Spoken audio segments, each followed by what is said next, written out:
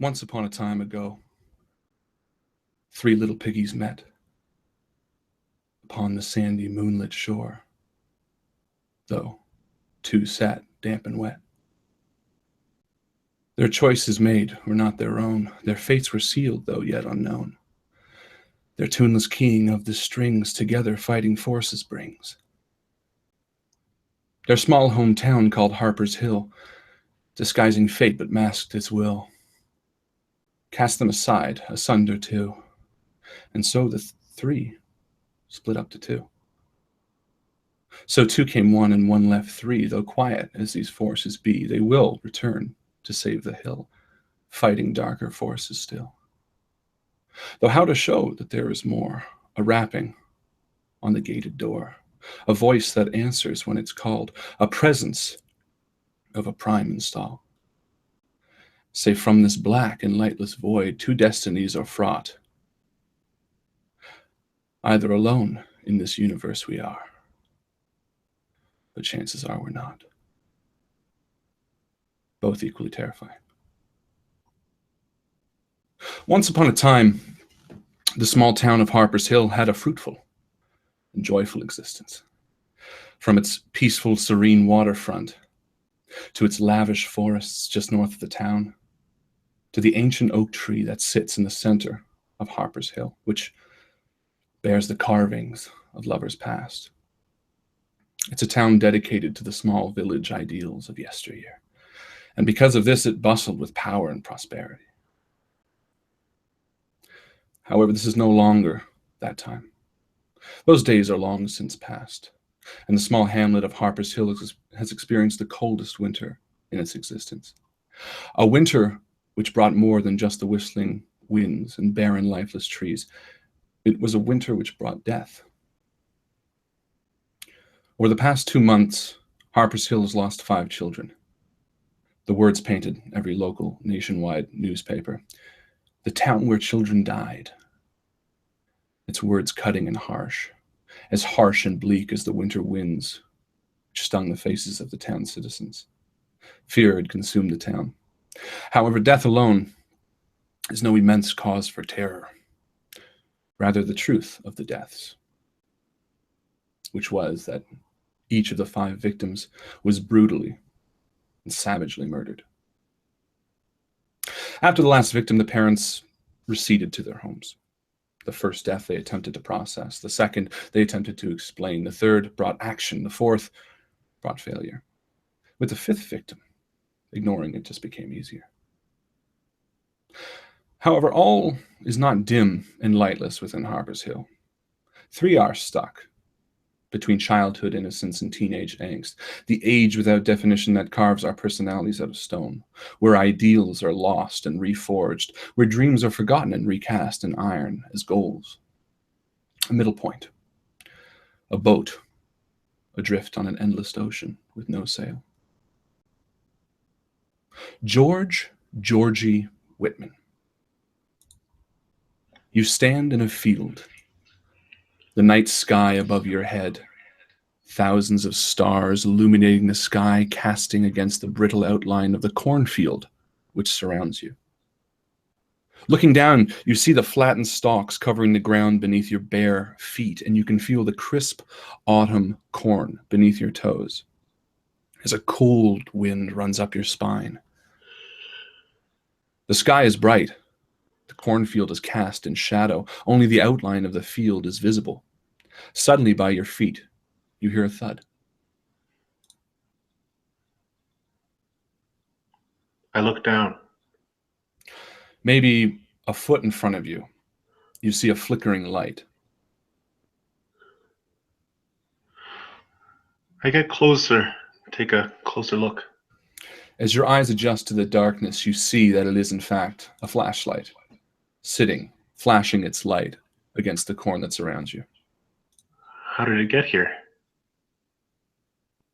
I reach to pick it up. You pick up the flashlight, and it casts across the tall stalks of corn. As they are struck with the harsh light of the torch, you see cobwebs, thick covered in a silken dew. The webs cover the ground beneath your feet, the trees surrounding the field, and everything the light of your flashlight touches, from the back of your neck to the tips of your toes. You feel the cool wind wash over you, and then suddenly, from behind you, a warm breath, and you hear a voice whisper your name, Georgie. Matthew, Mattie, Jacob, Michaels. You stand on the edge of a frozen lake. The wind whistles loudly, but over the sounds, you can still hear the deep, guttural cracking of the ice before you. In the center of the ice, you see a figure walking towards you. Who is it? Can I see from here? You squint, and through the wisping winds, you recognize the figure of your sister, JR, and it looks like she's calling for help. Everything okay, JR? You call out, and your voice is hidden below the whistling wind. I kind of step tentatively onto the ice because I don't know how thick this is. It hasn't been that long since it's been frozen. You feel it give a little bit beneath your boot, but something tells you that it's strong enough to carry your weight. Okay, I'm coming. And I get down on my belly and I start pulling my weight. Lie down, JR. Lie down. Spread your weight out. It's how you do it. You know this. Slowly, you start making your way across the ice as it cracks beneath your stomach, the wind picking up and the sky growing darker as you move. JR, lie down. You can do this. What's wrong with you? As you get closer to her, you see the fear on her face, her cheeks stricken with now freezing tears. Come on. What are you doing out here? Come on. Let's go back. Let's go home. Let's get some hot chocolate. After a few moments, her sad face turns to a grinning smile as you feel the ice beneath you give. And all at once you are plunged into the dark, freezing waters. Yet in the darkness you hear a voice that whispers, Mattie. Tamarick Tam Moonshine. You sputter up water and forcefully open your eyes to a dimly lit shore next to the river. The shore is covered with wet sand as you stand up under the night sky.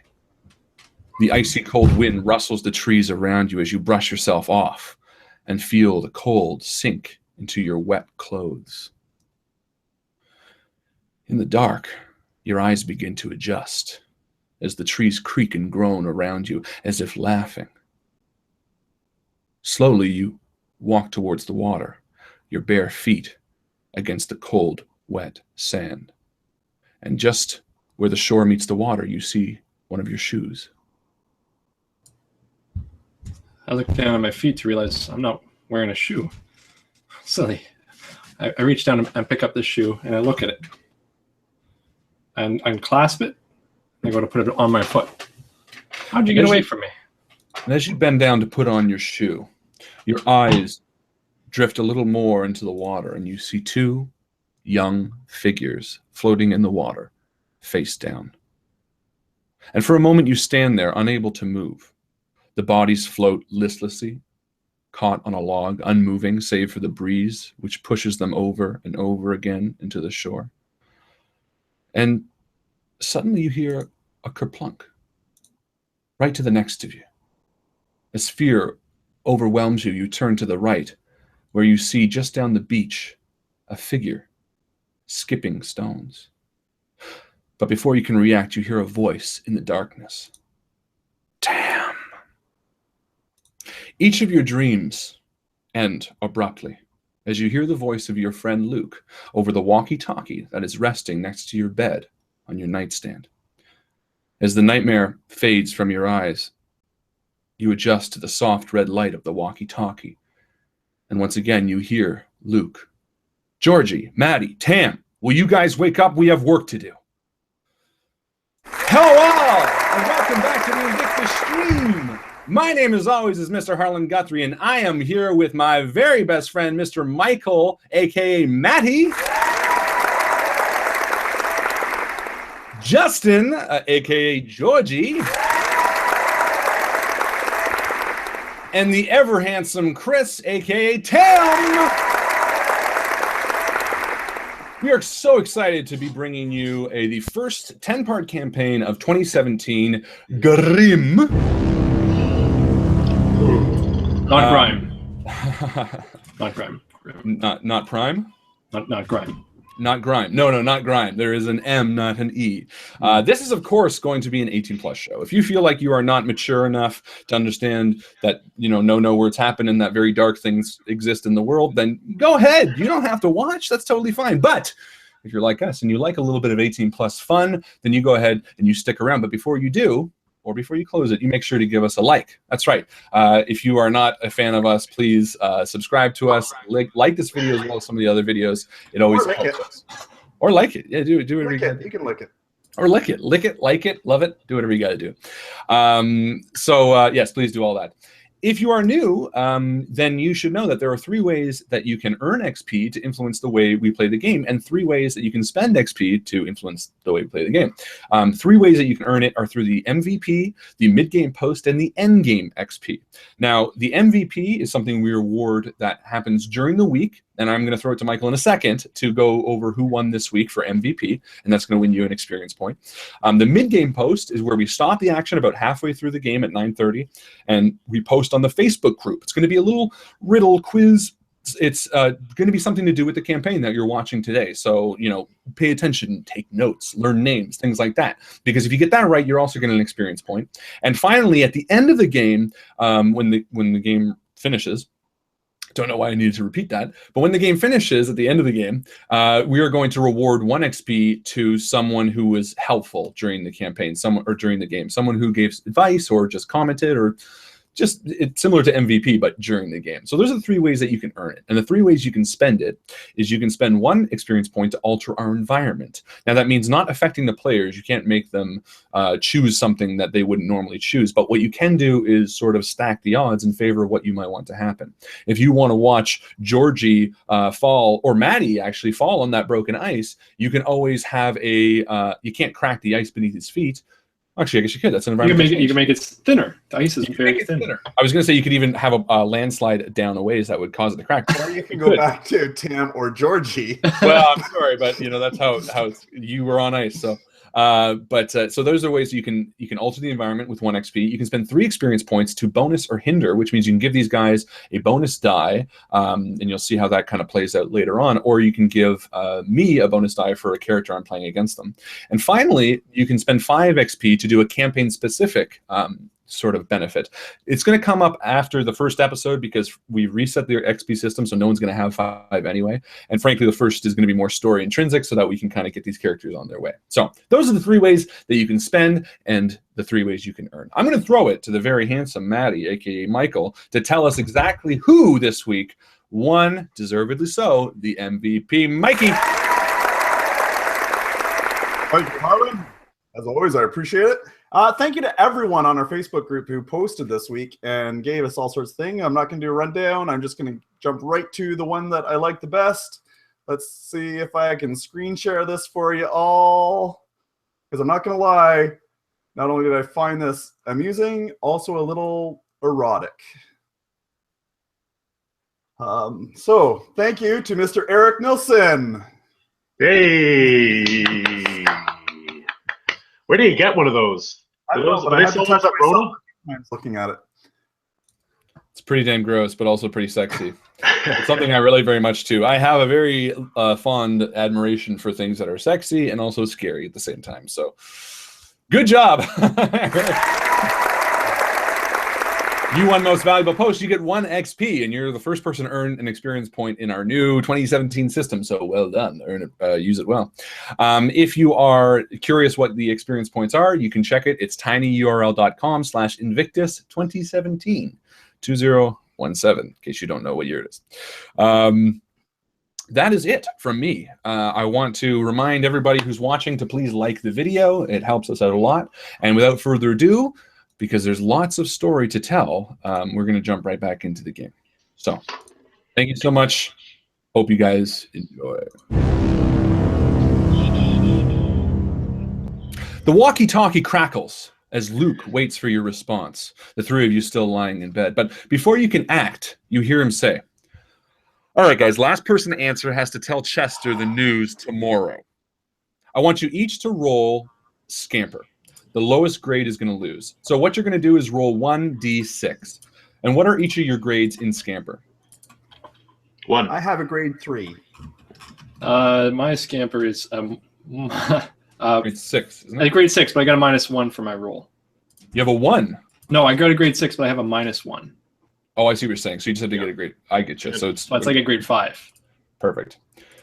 Okay, so everybody roll. So let's see. Ooh, okay. Nice. So you can roll again. So Michael, you rolled a 3. Yes, sir. So you're going to perform at your level, which is a level 3. So Michael has a grade 3 in Scamper. Oh, wow, Justin, you can roll again. I rolled a 3, so that means I get to perform at my level Holy as well. shit, are you cheating? I don't think so. Hey! Okay, so what's your level, Justin? 1? It's 1, naturally, yeah. Performed at a level 2, 3, 4. Wait, let's see. So 1 became 2, 2 became 3, 3 became 4. So you succeeded at a grade 4 difficulty. Yeah. Wow. Very good. And Chris, Very you're scamperful. I rolled a 3, so that means I performed at my grade level, which is now a 5th grade level due to my -1. no, the -1 affects your roll, so that's actually a 2. But still So you success then. Exactly. So it's still success, and you still performed at 6. Good. So basically, Luke said last person to answer has to tell Chester the news tomorrow, and it looks like, oddly enough, Mattie, you came in last place. So weirdly, so you each slap for the thing. Tam, your voice comes on first. What do you say? Tam here. It's late, but we should be sleeping.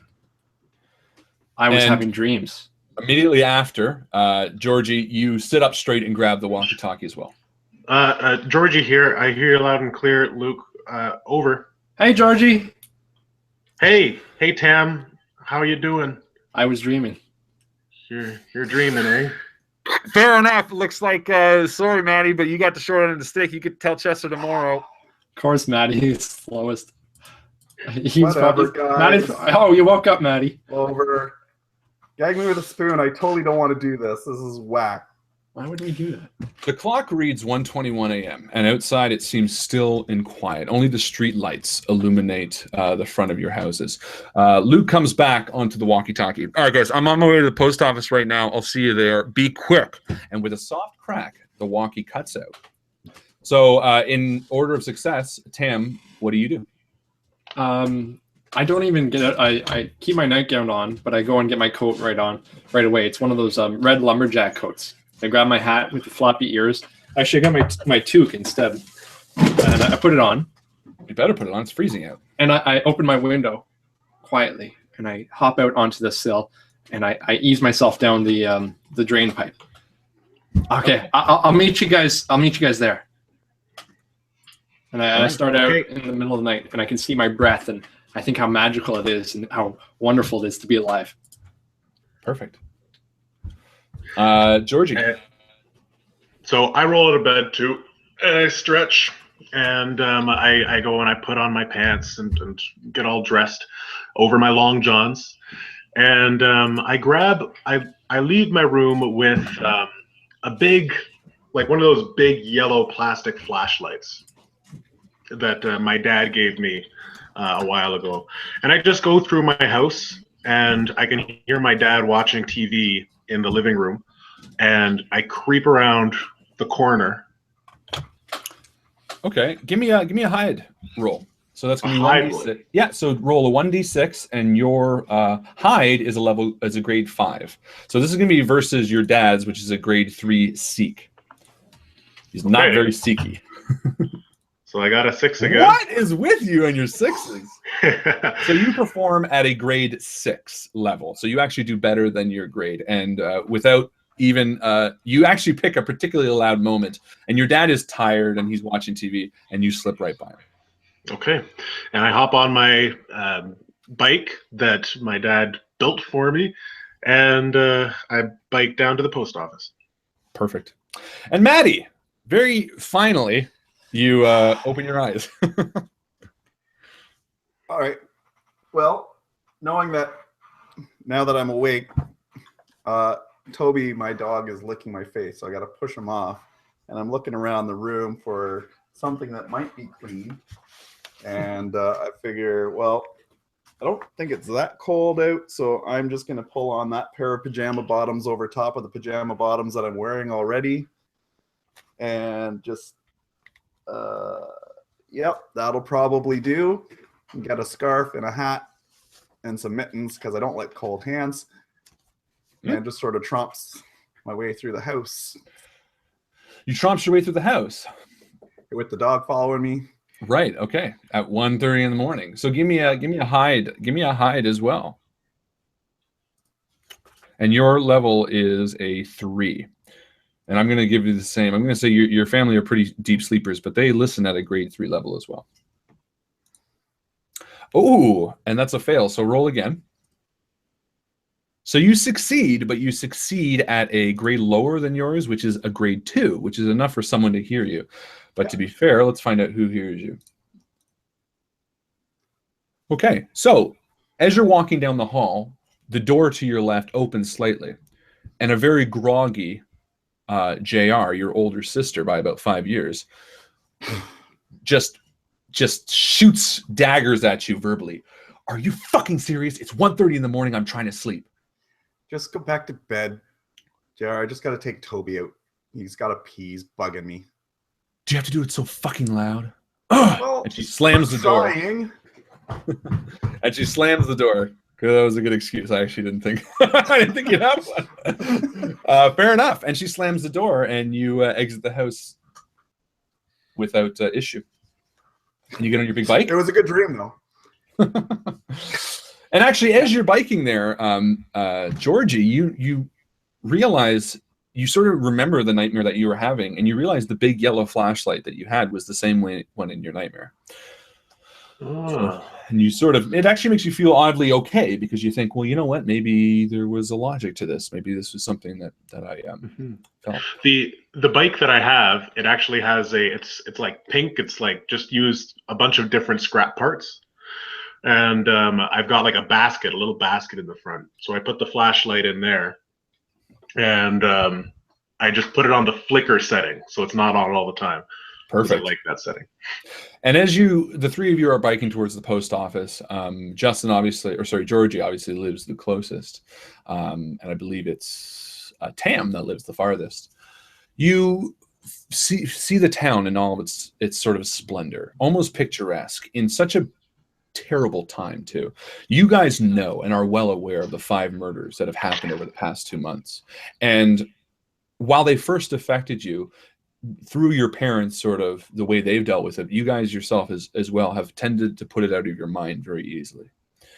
And this town is completely silent. And Tam, oddly enough, even though you're the farthest away, because you won the scamper, you arrive first to the post office to see Luke next to his bike, huddled over in his jacket. But he's just staring off into the night. And I walk over to Luke and I hold his hands and say, "Are you cold, Luke?" Yeah, Tam, thanks. And I put his hands in my armpits. And Luke and you, Tam, have a really good relationship. You are definitely the most dreamer-esque of the bunch. You are very imaginative. And Luke is very much on page with that. In fact, you and Luke, out of everyone, are the most believing in sort of fairies and supernatural things. And you two together have written diaries and notebooks filled with goblins and gnomes and things of that nature that you guys have in your clubhouse. So what do we usually do when we're called? Because this is normal for me, for Luke to call us out in the middle of the night. What do we usually do when we're called out like this? You don't usually let him fill you up like that. It's still young. It's still fine. The warmest part of my body right now is my armpits. So you're welcome. And Luke just he's kind of excited, but you also see, as you're standing there waiting for the other two, you sort of see a sadness in his eyes, and he starts sort of drifting past you and starting to stare up at the sky a bit. I look up at him and say, it's a beautiful night, isn't it, Luke? Yeah. No. Do you think there's anyone out there looking down at us? Yeah, without a beat. Yeah, I do. And sure enough, a few seconds later, Georgie, then followed by Mattie. And Georgie bikes very, very upright. You know, he's the nerd of the group, and he's very proper. Whereas Mattie's, with his hair in his face, sort of just fucking... And in fact, he comes up on a skid. And Hey, hosers! Hey guys, hey, be quiet. I don't know what time, you know, the post office is open. And you can see Luke is very nervous. It opens at 4 a.m. Oh, okay. Yeah, that's Usually. fair. Look, guys, you know why we're here. Chester, he wants us to check on Amy. Apparently she's always down by the... And sure enough, you guys have a detective agency. What's the name of your detective agency, by the way? Well, Mattie, we had a conversation about this. We had a conversation. We were all sitting in a field by the big tree. Yeah, and remember we were gonna go with Cool Kid Detective Agency. Cool Kid Detective Agency. I don't see why we would go with that at all, Mattie. We did not all agree on that. We totally, because that's like the most. Okay, well then we also came up with like the most radical detectives. The radicals. The free radicals. The free radicals. No one even knows what you're talking about. Well, never mind. I read it in a journal. Tammy, did you have any ideas? Well, we could maybe go with seeing is believing, or fingerprints, and Luke actually stops you there and he says, "Yeah, no, seeing is believing. I like that." And while, you know, Sweet. Georgie and Georgie, you're sort of the most hesitant towards it, but you see the excitement in Luke and Tammy's face as soon as Luke likes it, I feel really good. It was like, I didn't think I had a couple others, but I'm glad you like that one, Luke. No, So, seeing is believing. The SIBA, the Seeing is Believing Agency? Yeah. Okay. All right. So we're gonna be like the Sibas? No, the Cool Kid Detective Agency. That's way better. Look, guys, We'll it doesn't get way matter. more people coming. Anyone who to us. calls We're the himself cool, Mattie, is never cool. Think about it. Sure enough, you guys remember that at school, Chester Hodson, who's a few years older than you, but he still goes to middle school. He came to you guys hearing about the Seeing is Believing agency through random things. You guys do lost dogs, missing lunch money, things like this. And sure enough, he's been dating Amy Pope for maybe 6 months. And he came to you guys. And she's pretty sweet.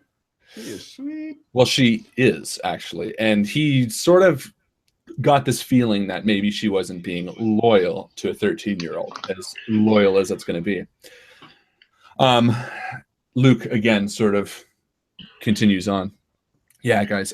So I had someone follow at school, Amy, and sure enough, she goes to the boathouse every Thursday night, and I think that's pretty much what we need. But he said, I think maybe we should talk to her and confront her about it.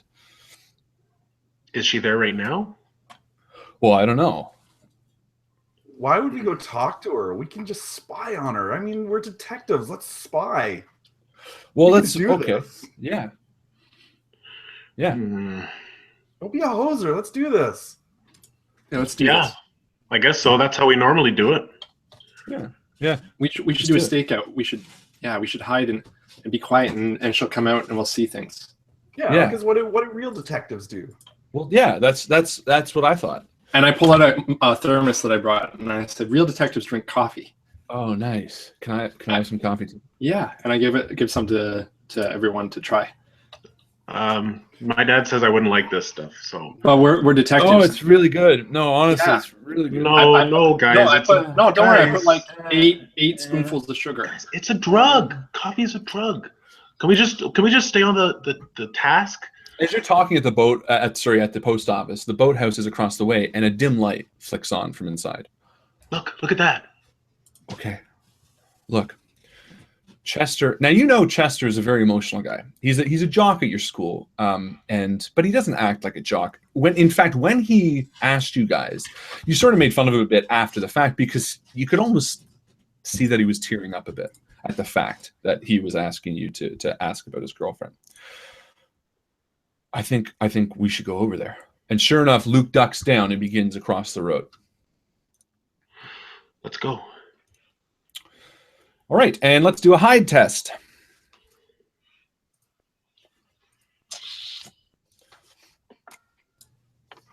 And it is a grade 3 my difficulty. God. What the fuck? Wow, you guys are rolling 6s like mofos. I mean, the chances are good that you succeed at most of these, but Jesus. What did we roll for? Hide. Okay, so I got 1 grade above, right? Yeah. So I got grade 3. Perfect. And Georgie? I'm naturally, I think, a grade 5 normally, so I got a 6 level. Nice. And Mattie? Yeah, I got a 2, so that means it's at my grade, and I'm a grade 3. Perfect. And the difficulty was grade 3. So sure enough, the 4 of you cross the road. As we're about to go, I stop Mattie, and I say, wait. And I bend down, and I take the baseball card out of his spokes. I say, we got to be quiet. And I put the card in his pocket for him. Just to eat him. Just to be quiet. And Mattie appreciates that. Good call. Good call. So you cross the road. It doesn't sound as cool, but it's cool. And sure enough, the dim light through the boathouse sort of comes into view as you kind of peek up through a cracked window. And after a second, your eyes sort of adjust, and you see Amy Pope. Now, give me she's with someone that you don't quite recognize, but you think you might have seen him before. How old is he? Give me a book learning, I guess, Georgie. Okay. It's a grade 6 difficulty. Holy shit. All right, so I did it I don't know if I can go up to grade 10. I've got a grade 9 book learning. You can go right up to 12. So no, you immediately recognize him as Bobby. Actually, what level did you end up at? Sorry? 10. Okay, perfect. So you immediately recognize him as Bobby Marlin. And another bit of information pops into your brain, but you think about holding your tongue for a second. Oh my God, guys, she's totally cheating on him. Well, it could be just... That's ridiculous. You don't know that. It could be. There could be a good explanation. Well, what else would she be doing here? I don't know. She's maybe totally macking. You know what? Do you think maybe we'll watch them and we'll see some boob tonight? And I hit him as soon as he says that. I was like, "Don't be, Mattie. That's disgusting. Mattie, that's gross." Guys, that's Bobby Marlin. What do you think? How do I know Bobby Marlin? So you immediately realize that when the death started happening, you took a very veiled interest in it. And sure enough, the first death that was reported was Eddie Marlin, which is Bobby's younger brother. Oh, And how long ago was that? Like how long ago? That was about 2 months ago. Well, maybe he's just looking for comfort.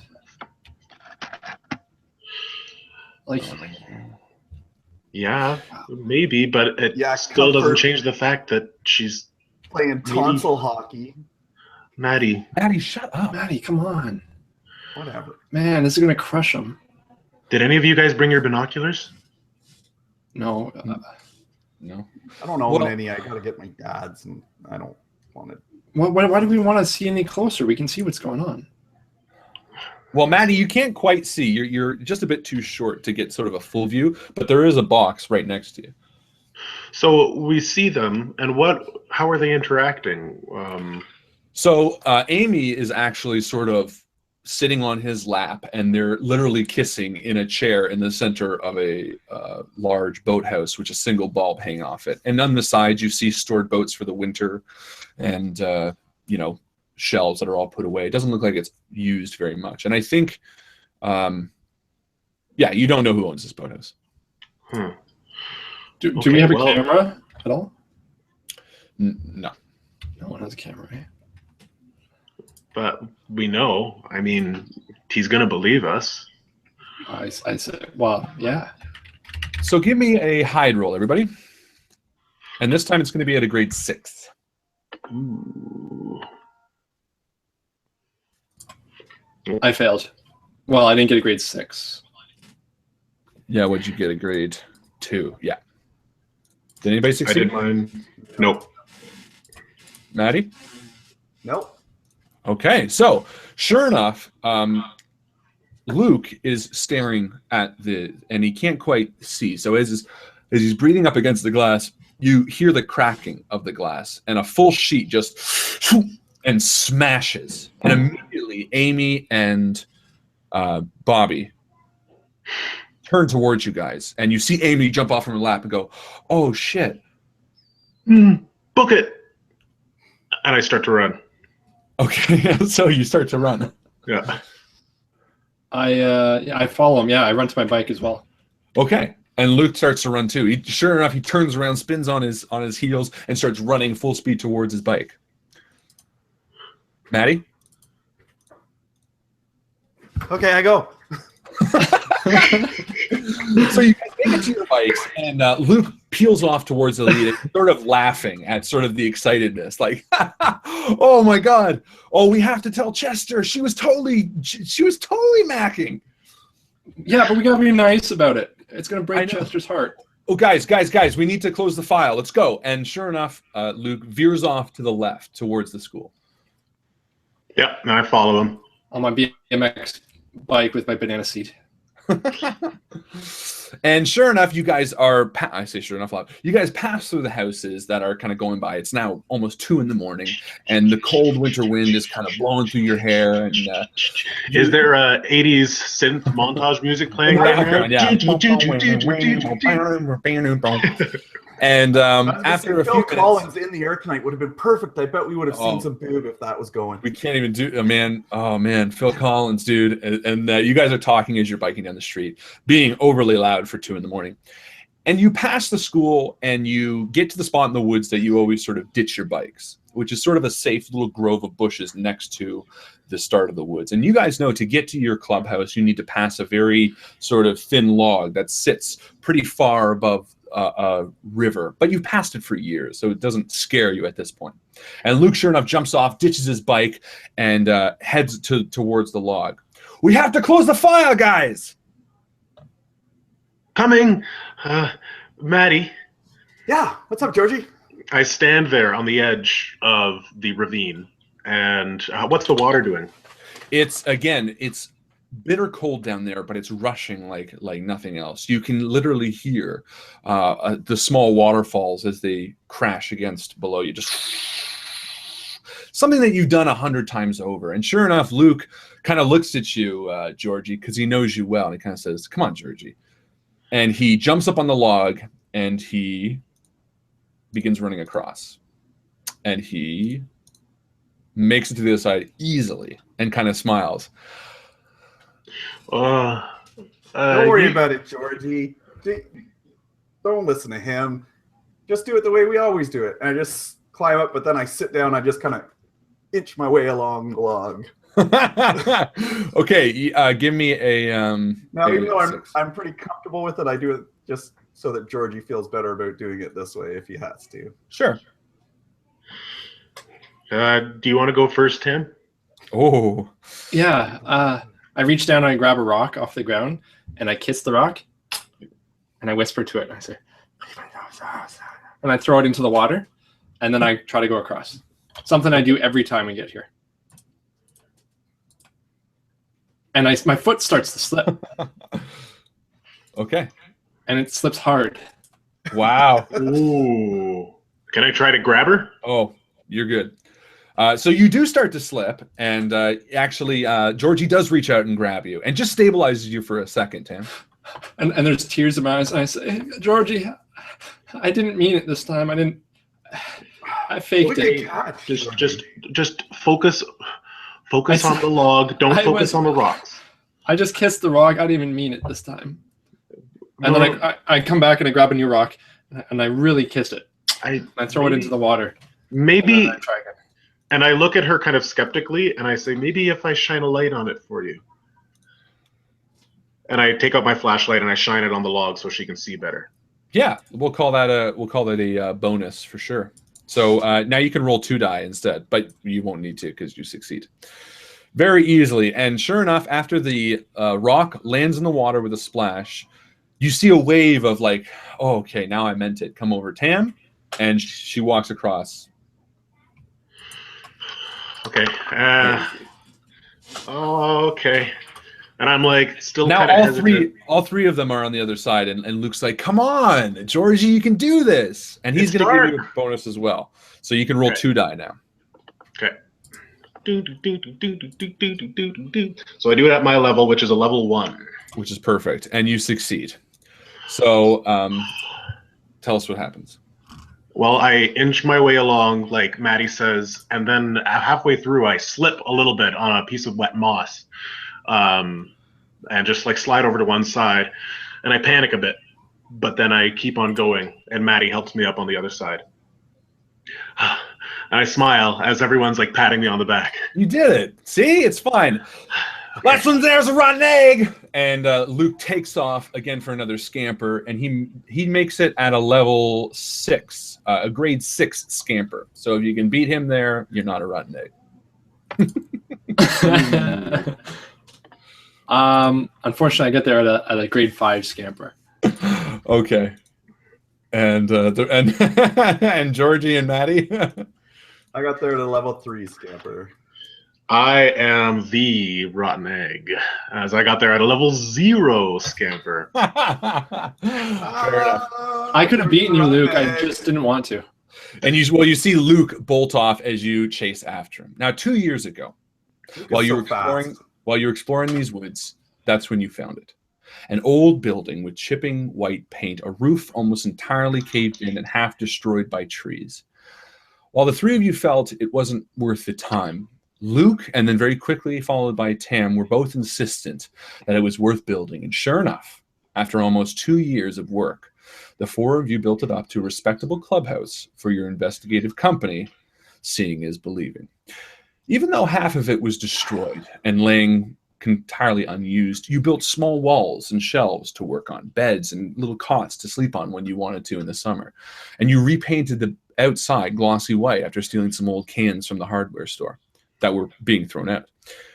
As you approach the clubhouse in the moonlight, you catch up to Luke, who's just standing, staring up at its peaked roof. One side, almost as high as a 2-story building, it comes up into a straight chute.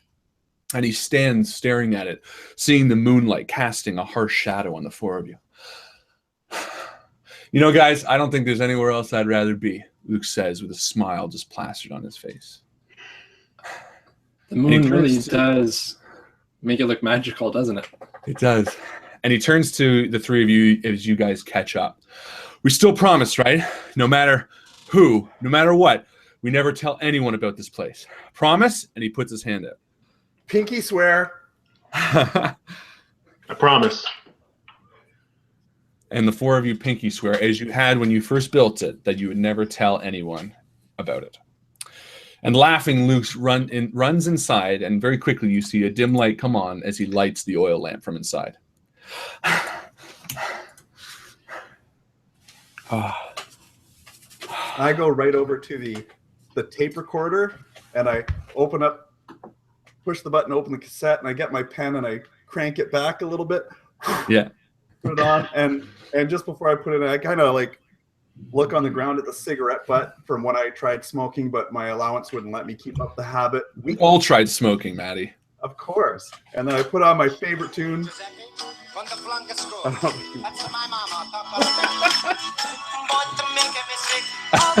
Mattie, come on. Oh, God. It's the best song ever. Turn it Mattie, off, Mattie. Turn it off. Come on. And I go, oh, shut up in your face. And Georgie, what do you do? Georgie, when he walks in, he goes straight to the back right corner where there's a metal bucket that's been collecting drip water. And it's almost full. It's about 3/4 of the way full. Mm-hmm. And there's like a sliding window too, right? Yep. And so I go to the sliding window, I empty the bucket and put it back underneath. And I sit down and like start flashing the flashlight at my face. And Tam, as the other 2 walk in, what do you do?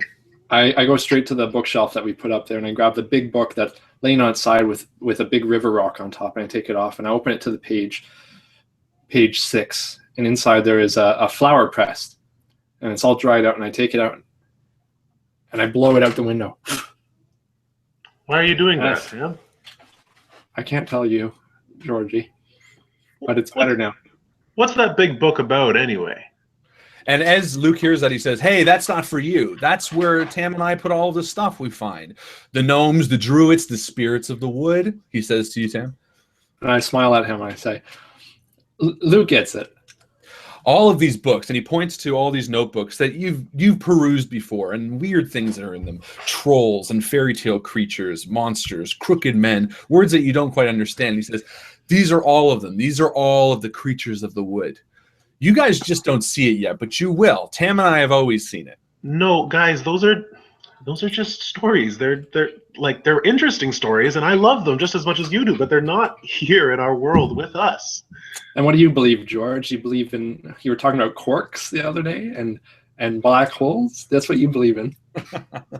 Well, that's real. That's like scientists that actually research these things and are paid hundreds Uranus is of real thousands of too, dollars. George. Say that again. Say that again. I go back to sitting down. I light a match and I put in my pipe that I have. Mm. And bubbles start coming out. And I just like ignoring them all. I just go to like the shoebox that I have and I open up and I grab out another cassette tape of this really cool band. I hope they all really like it. It's De Pesca Moda. And it's like this really electronic band because I love this song, like just can't get enough. It's wicked. Fair enough. And you put it on, and we all start nodding along. And sure enough, Luke walks over to the big rusty filing cabinet where you guys put all your case files, and he pulls it open, and he pulls out a large file and places it down on the desk that says Chester's Cheater written right on it. And he opens it up and he pulls out a piece of paper and scribbles down, so what? Amy was kissing Bobby, right? That's a closed file. Yeah. Well, did we see her kiss him? I don't know. Like, it looked like she was going to. Guys, it happened like this. We showed up at the window and we saw Amy sitting on Chester's lap, or no, Bobby's lap. Yeah. And they were macking. They were kissing for sure. It didn't happen like that at all, George. It was a beautiful night down by the water, and you could hear the boats creaking in the boathouse. And there was a whisper. There was a whisper on the wind that said love. And there we saw the two secretly stolen away. We did see it, George. Tam, do you really think that Chester's going to want to read that it was I'm just saying love what I in the air? Guys, Amy was kissing him. I'm putting it in the file. And sure enough, Luke rips off the piece of paper and puts it in the file. The question is, what do we tell Chester tomorrow? Well, we what does Mattie tell truth. Chester tomorrow? I hate you guys. I looked down at the page, and what's the date on the top of the page? January 28th. What year? 1982, of course. Of course. Right. Jeez. Well, here would it be, you airhead? No, I just looked just for. Guys, I don't know. Look, Chester's a really emotional kid. He's a good guy. I don't know how he's going to take it. Well, he wanted to know. He's paying us to find out. And you remember when Chester asked you, and with the way he asked you, you could tell he was really hoping that it wasn't true. I don't know, guys. Let's meet up at school tomorrow and we'll decide before we see him. I told him that we would tell him tomorrow, so. See? It's you. You told them that we would tell them. So that means you have to tell them. Because you were the one that said No. Well, you made the deal. No. Mattie, no. You were the one that said it. You were the one that said it. You were laughing. You totally. Whoa. Guys, stop fighting. La la la la la la la la la la la la la la la la. I hate it when he does this. Shut up! And I nurple him so hard. Ow! That's not fair. I can't do that to you. Why not? You could do it to her if you wanted to. I'm not touching you. I'm not touching you. I'm not touching you. He's so annoying. And Georgie has kind of a distant look as all this was happening. He was laughing along, but then something clicked with him, and he says, "How do you think Bobby's doing?" Oh, I don't know. I mean, I didn't know Eddie that well, but from what I heard, my parents said, I mean, I don't know. Well, we're just friends. I don't have any siblings, but I could imagine if I lost one of you, it would be horrible. Yeah. Yeah. That would suck. Did you hear how he died? He was one of the. You know what, guys? It doesn't matter. Like, just let's Maddie not doesn't like talk about talking about this kind of stuff, so let's not talk about it, I guess. Sorry, Mattie. It's not. I don't know. All I know is, look, like, I overheard my parents say something. And basically, Eddie. Okay, you know what? I'm just gonna go outside. No, Maddie. Well, never mind. It's not important. We don't have to talk about it if you don't want to talk about it. Look, let's not talk about it, guys. You're right. This doesn't have anything to do with the case. We'll go tomorrow. We'll finish this case, and tomorrow at school, first thing, we'll meet out front, okay, at the bike rack, and we'll decide if we're going to tell Chester. And it's already 2:30, guys. I'm going home. And sure enough, Luke lowers the oil lamp, and he walks out of the clubhouse.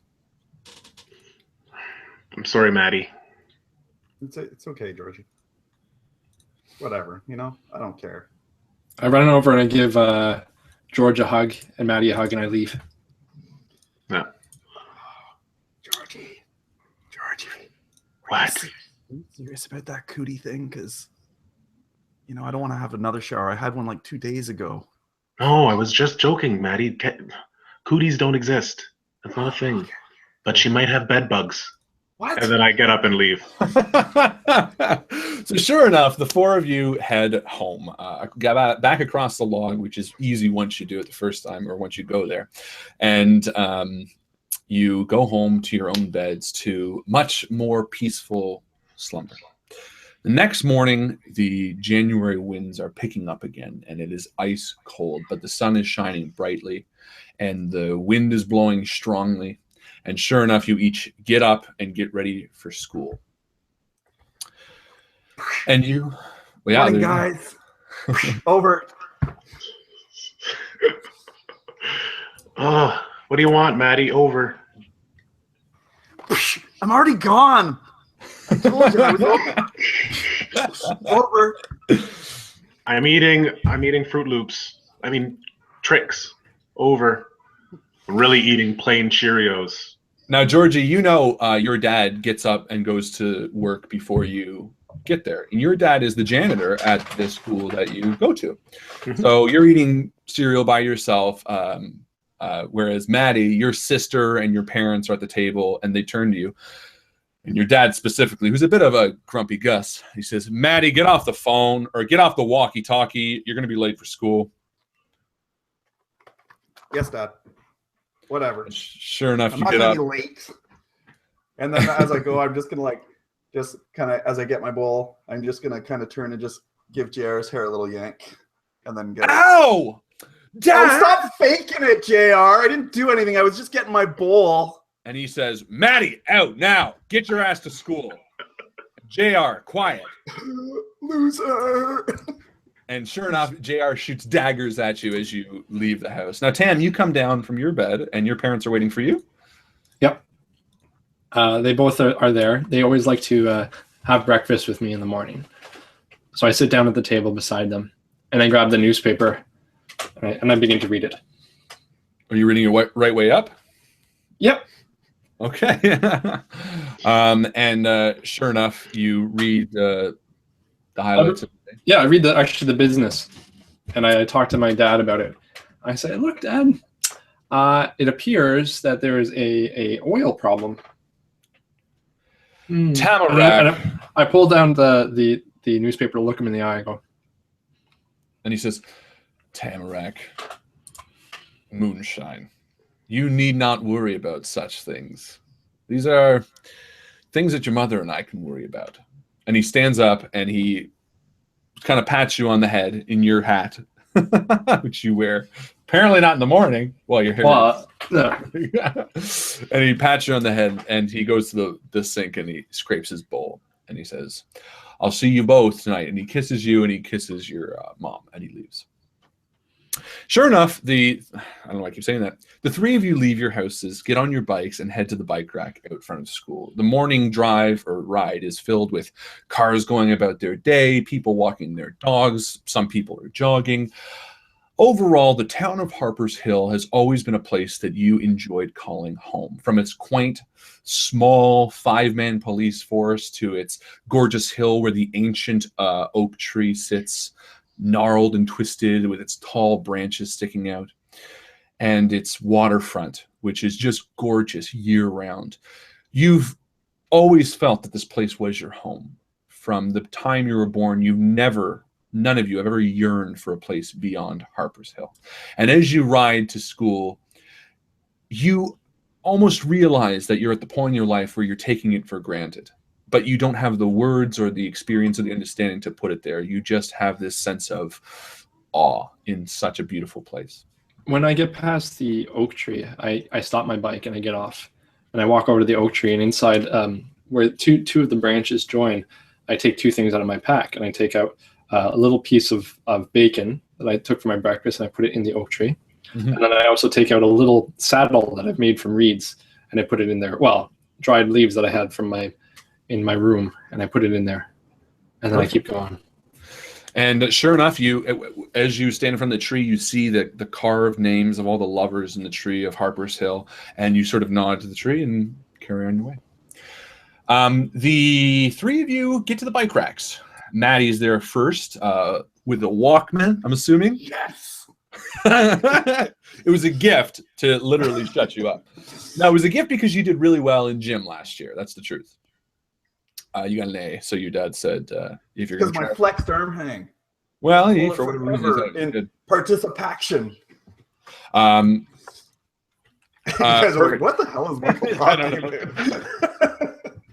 about? So you get there, and sure enough, you're waiting at the bike rack, and Luke's not there. And you wait for a few minutes, and sure enough, the bell rings. That's not like Luke. Yeah, but we can't wait, guys. Come on, the bell rang. Let's go. Yeah, I'm looking at all the bikes and trying to see if his is already here. Luke's is not there. And as you're looking at the bikes, a figure walks up to you. Amy Pope. You guys were there last night. Yeah, so? And she steps between you and the school. Listen. And suddenly her face goes from sort of fear and anger, or anger to sort of sadness. Look, I'm going to break up with Chester. But you can't tell him what you saw last night. He's really emotional. I don't know what he would do. He paid us.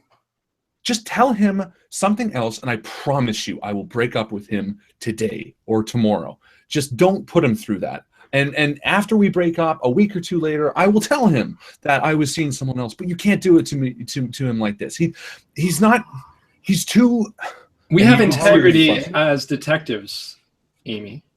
And I walk forward and I say, integrity means we do our duty.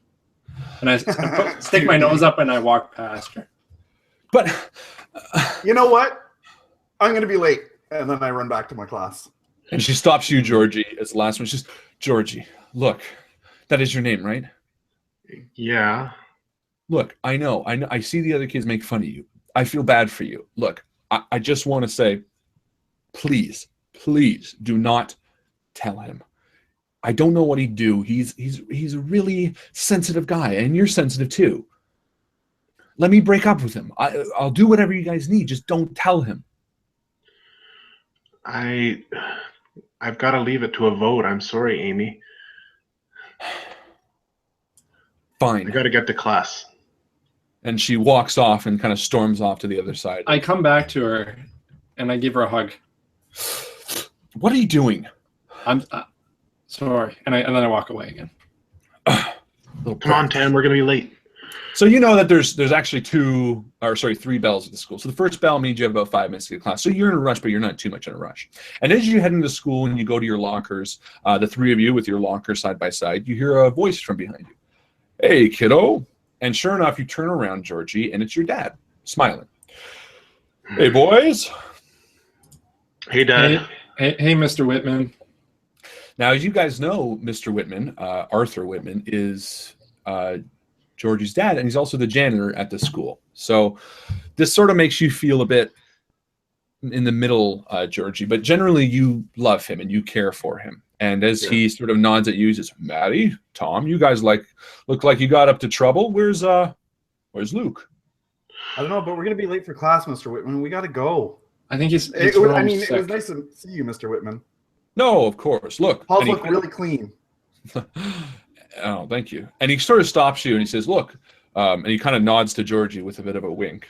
And he says, Georgie and I made too much supper last night for taco night. Would you guys like to come over for school, after school, for some leftovers? Yes, I love tacos.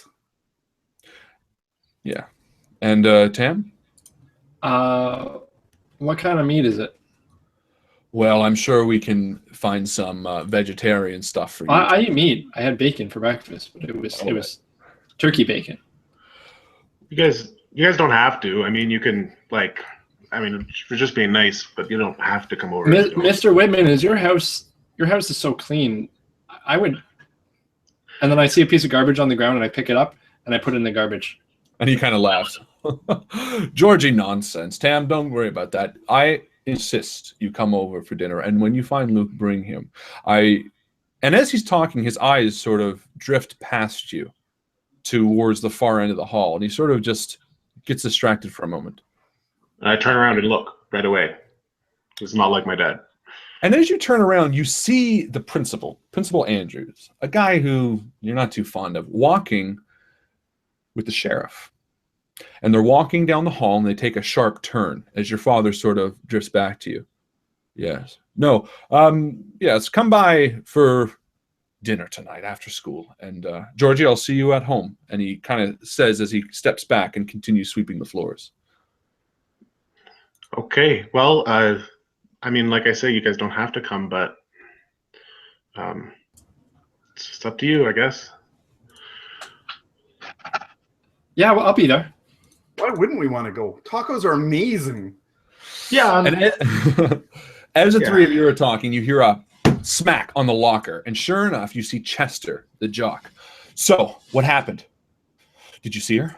And I kind of look at Tam and back away from Mattie and him. And I also back away, so Maddie's the furthest one forward. Well, Mattie, what happened? Well, Chester, we'd like to tell you, but we totally agreed that Luke would tell you, and he's not here right now. Tell him. And I poke Mattie. Tell him. I paid you guys. You told me today. Luke told me today. What happened? And you can see his face sort of shaking with emotion. Well, I'll tell you, Chester, and you guys suck.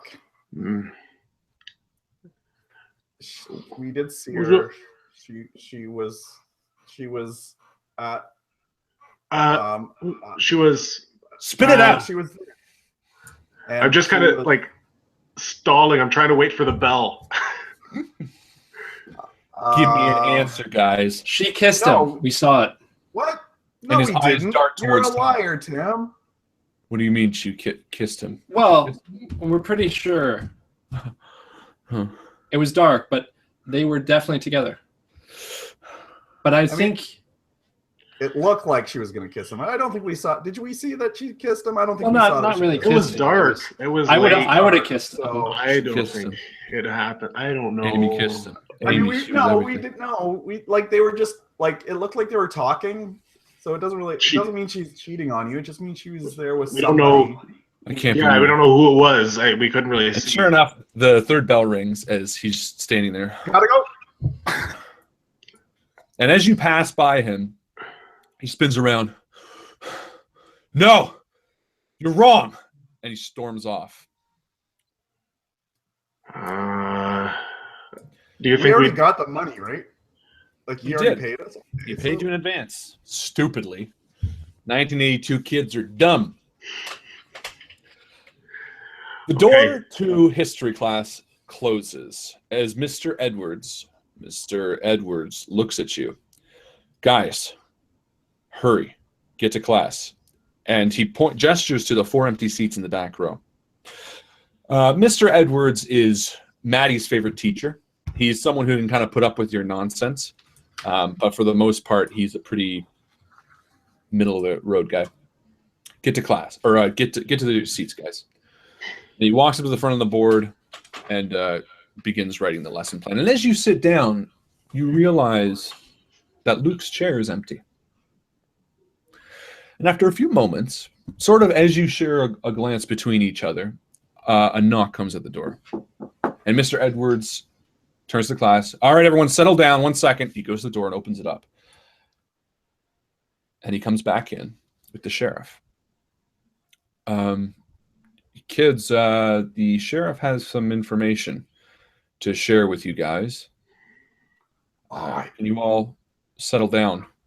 And he kind of turns to some of the kids who are whispering and passing notes, and a few of them sort of look gaunt. And I turn to Georgie because he'd know. Can you get arrested for cheating on someone? Do you think they know? If you're married, maybe. I don't know. I don't know, Mattie. I don't know. The sheriff I walks think they're up. totally getting arrested. Quiet. The sheriff walks to the center of the front of the class. He says, hi, kids. My name is Sheriff Wiley. And he sort of turns around nervously, eyeing the kids. And I giggle because it's like Wile E. Coyote. And Mr. Edwards catches it. And he says, shh, Mattie. Kids, effective immediately, there is going to be a curfew in effect. Every child has to be home by 8 o'clock, no exceptions. And there's a bit of a groan in the classroom and a bit of a kind of a scared nodding. Werewolves. And the sheriff then turns to Mr. Edwards. Mr. Edwards, a moment. And the two of them go into the hall. And before Edwards leaves the class, he turns back in. Guys, 2 minutes. Behave. And he steps out into the hallway. I stand up on my desk and I say, okay, here's what we have to do. We need silver. There's probably werewolves. Damn. And the class starts going into a frenzy of laughter and kind of ball throwing. And Tam, I'm serious, get down. guys. Tam, you don't know what you're talking about.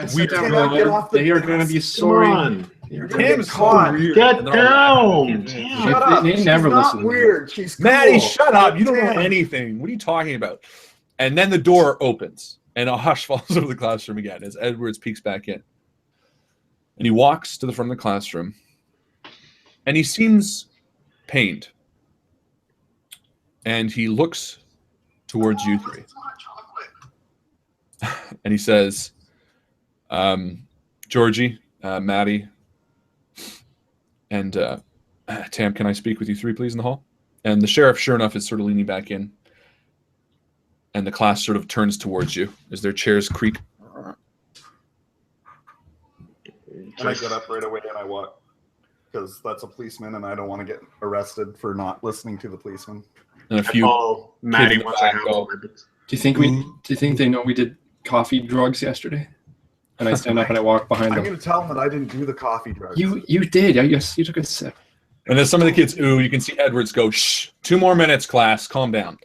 And you step out into the hallway with the sheriff who's standing there. He's an older man, you'd guess in his maybe 50s, and he has a big gun on his hip and a thin tie, sort of in a light brown. And Edwards walks out to the hallway with you and shuts it behind. Kids, says Mr. Edwards, the sheriff's got a few questions for you. And just be honest with them, okay? Okay. All right. And the sheriff kind of nods to Mr. Edwards. Kids, have you seen Luke this morning? No. Son? We turns to waited you. outside by the bike rack because that's where we always meet before school, but he wasn't there. So we just assumed he slept in because we were talking really late on the walkie-talkie. I walk last over. night. I lean into Georgie's ear and I said, "We saw him really early this morning." Technically, whisper yes, but we don't want them to know about it. Okay. No, You- no, we haven't seen him this morning. Oh. We're hoping to see him tonight for tacos. He might just be sick Yeah, he might because be it's sick. cold and it's winter, so maybe Yeah. he's just sick. And the He's sheriff not sort in of takes trouble. off. You're not going to arrest him, are you? The sheriff takes off his hat and he sort of scratches his head, which is balding, and he's got a big bristly mustache and long sideburns, but they're graying. And sort of he lets out a sigh. He's not in trouble, is he? No, He's not. a really good guy. He's a good kid. He wouldn't do anything wrong. And as you're talking, he sort of nervously eyes Mr. Edwards, and they share sort of a glance. And Edwards sort of softly nods. Kids, Luke's older sister, Jane, was found dead early this morning. And sure enough, you guys know Jane. She's been as much a part of your life as Luke has. She was about 5 years, 6 years older. Sweet girl, young, vibrant, much like Luke, imaginative. And it washes over you. And for a second, you can't quite think of the words to say as the sheriff sort of prattles on. And you catch the words, in any case, Luke was told, and his parents haven't seen him first. So if you have any idea of where he might be, you just let us know, all right? And you're sort of frozen for a moment. And after a second, the sheriff sort of sees that he's gotten all he can out of you, and he goes to leave. Yeah, I think for a moment that I'm gonna, like, as he's walking away, I think I might tell him, and then I remember the pinky swear, and so I step back. And for a moment, Mr. Edwards just stands in the hall with you, and he sort of crouches down a bit to your level. Look, guys, I know Luke is a good friend of yours, and I know Jane must have been a good friend of yours too. Why don't you guys go home and just take the day, okay? And he sort of pats you guys on the back a bit, and he stands back up. Are you guys going to be okay? I think so, Mr. Edwards. I'm just worried about Luke. I just run out of the hall, run to the door, and I slam the door open. I go to my bike and I unhook it. I start biking towards the clubhouse. And he looks at Georgie and Mattie. It's all right if you guys want to go. So I go back in the classroom and collect my stuff in my backpack. Go get my coat.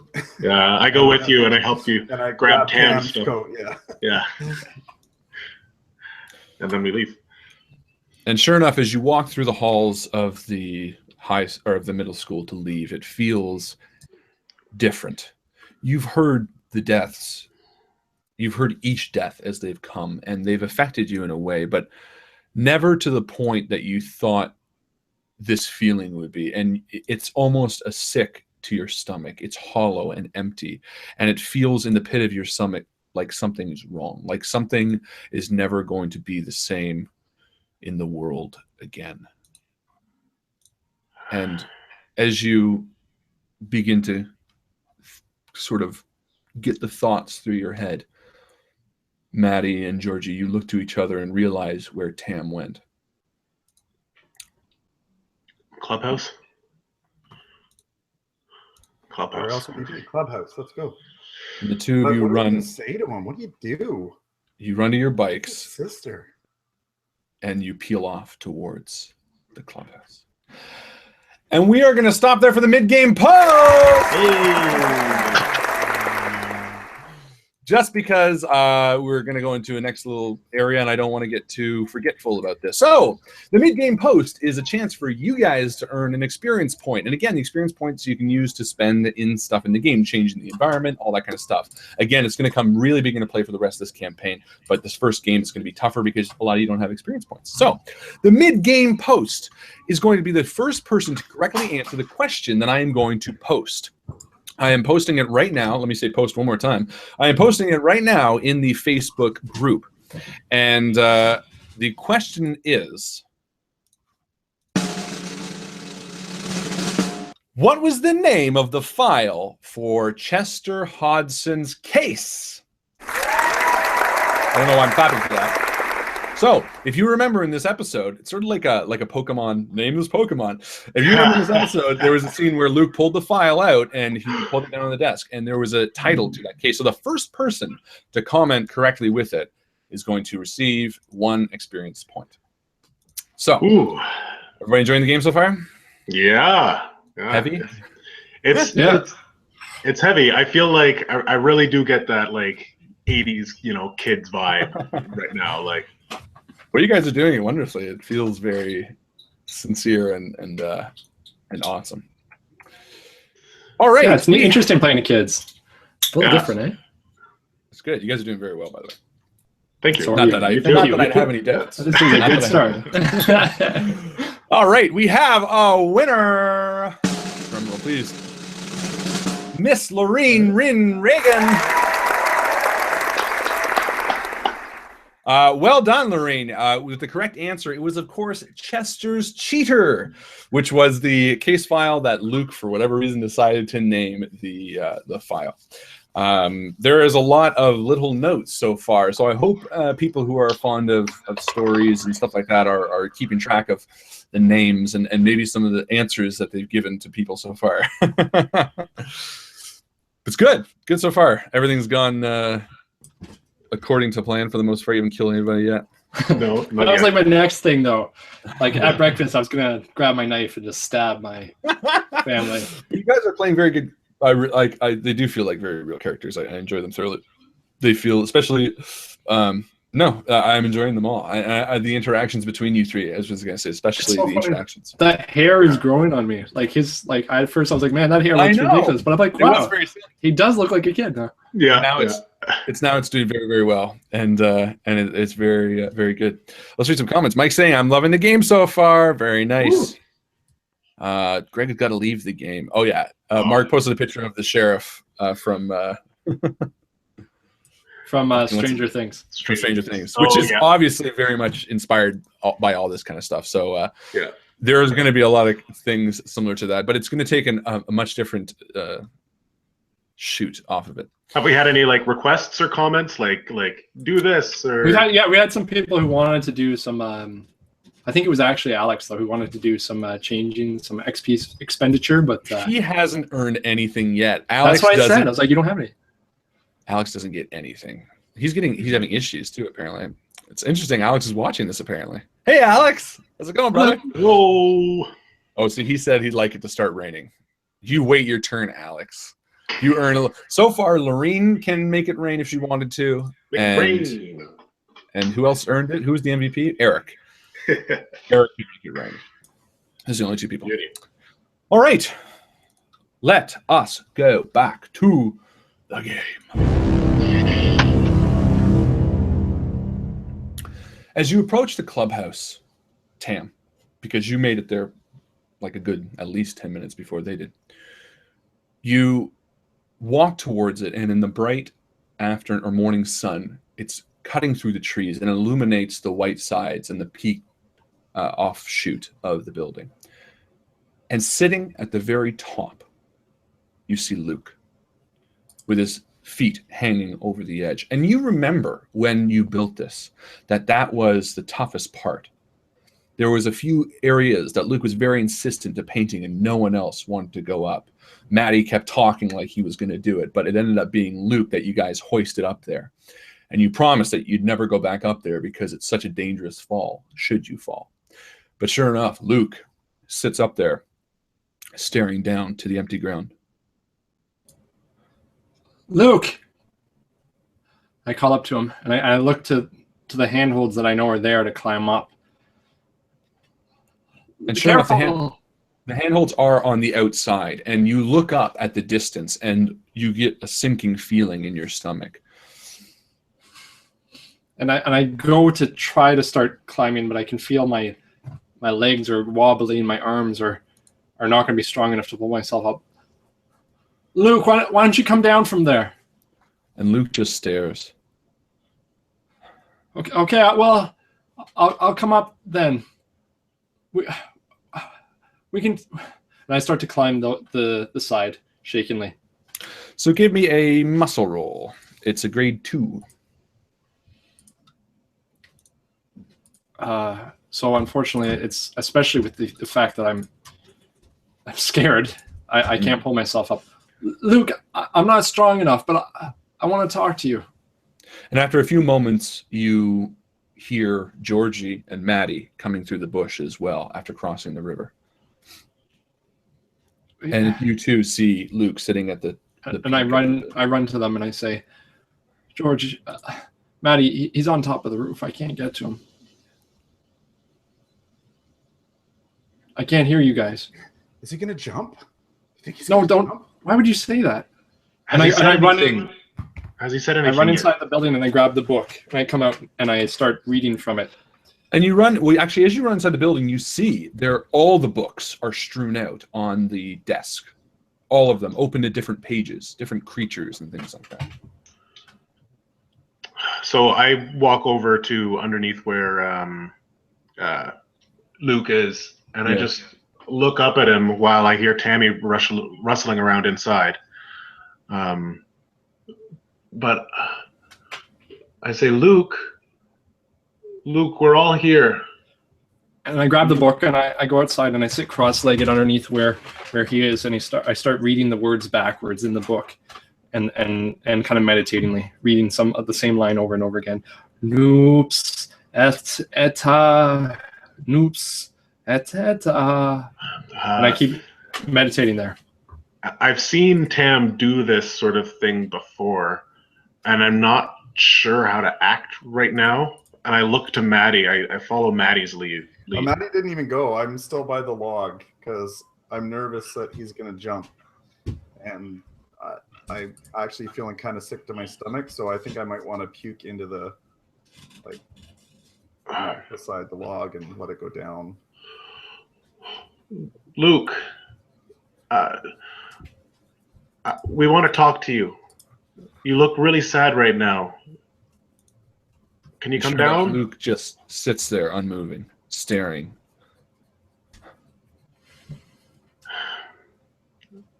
Tam, roll a cool, and it's going to be a level difficulty of 4.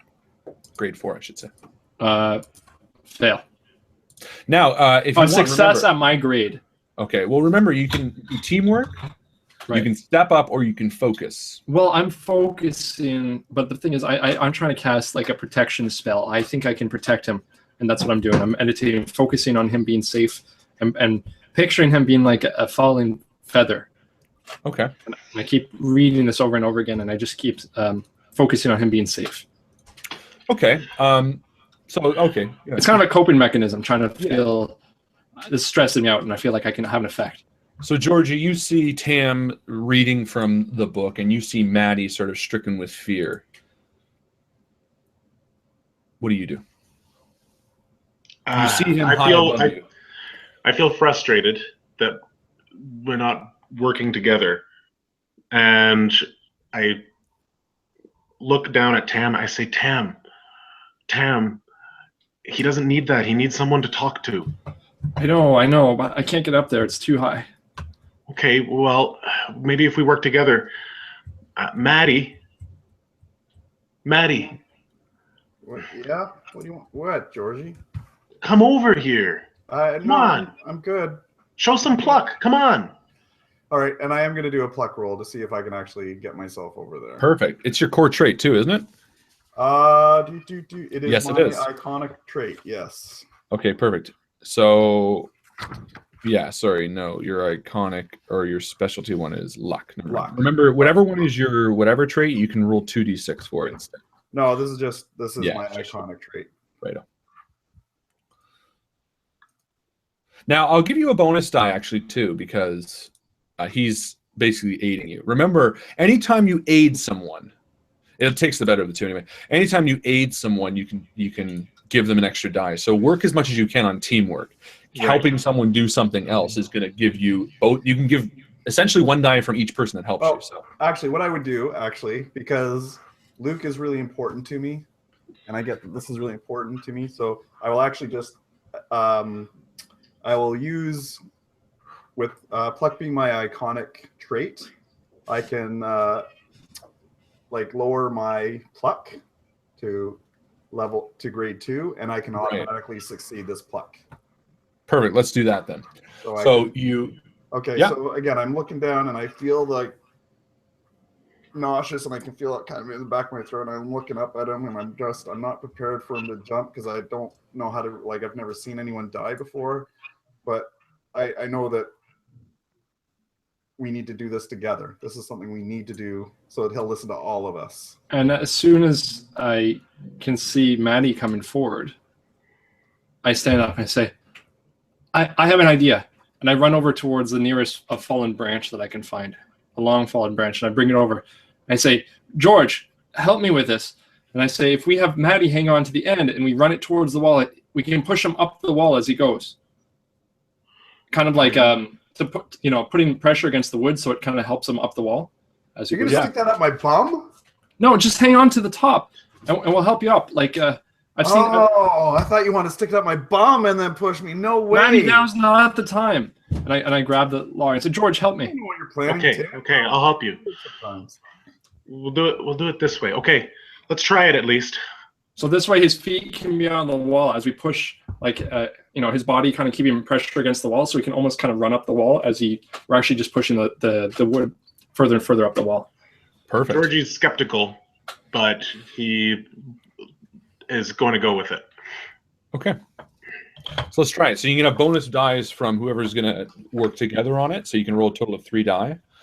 And would be Scamper? For I think it's Mattie. Scamper. Yeah, Scamper for Mattie. So you're going to roll 3 die, and you need a grade. To Scamper up, I'm going to say it's a grade 3. So really Okay, well, I am grade 3, so the first one was a 3, so that's good. Perfect. So you succeed. So Good call. describe how it happens. It ends with Mattie on top, but describe how it happens. Okay, so I grabbed the biggest stick we can find, fairly straight, with a Y piece at the top, so that way he can put it under his armpit and hang on to the Y piece. So that way, as we run it towards the wall, he runs up the wall as we keep putting pressure behind him, going up. But unfortunately, the stick is going to snap on its way up. But Mattie, being fairly athletic, is able to grab the last bit. As I breathe in heavily, worried that Maddie's now going to fall. Hang on, Mattie. No, I got this. And Mattie, sure enough, you boost yourself up so that you're sitting right next to Luke, and you see a look on his face as tears, just dry, emotionless tears almost, just fall from his eyes. And with you next to him, you hear what he's been saying, and all he's saying is, "She's dead. She's dead." Hey, Luke. And I kind of put my arm around him, shoulder. I think if I jumped, I'd die. No, Luke, don't. Come on, we're here. No, I think it's high enough. So as this is happening, I turn to Tam. Yeah. And I say, I don't know if this is enough. Tam, you know Luke best. Are there any stories or things that you've read that might inspire him to come down? I know there are lots of stories about loss. I've read lots about death, but I quickly think, and I go and get the book that I got the flower out of, and I bring it out, and I say, I think there's something in here. And I start looking through the pages And as for a story. Guys, he's gonna jump. He wants to kill himself. You guys need to get up here and help, or be there ready to catch him, or get a big sheet or something. Or are there mattresses in the building? Yeah. So while Tam is grabbing the book, I'm gonna grab a mattress and start dragging it out. All right, Tam, so you run out with the book and you open it up to a page of the story and you start reading. Remember the story we wrote about Fern? And I relate the story that he once wrote for me after I lost someone. And you told me that Fern may not be with us anymore, but somewhere we will see her again, but only if we play out our adventure and we live the way we were supposed to be princes and princesses. It's not your time, just like it wasn't my time. It was Fern's time. Don't jump. We need you still. Yeah, and I look at Luke and say, you know what, Luke? If you jump, I'm going to jump. And you see, give me an imagination roll, Tim. I'm going to use that instead of cool for you, at least in this point. Nice. You can roll 2d6 if you like. Beauty. Nice. Perfect. Well, I technically get 2d6 plus the... Yeah. So Exactly. So we'll count the first 6 plus the second 6. So roll again. Interesting. Okay. So basically that's 2 grades above. So yeah. So you kick it out of the park. And sure enough, Mattie, from you watching Luke as you're saying it, look, if you jump, I'm going to jump. And you see him sort of.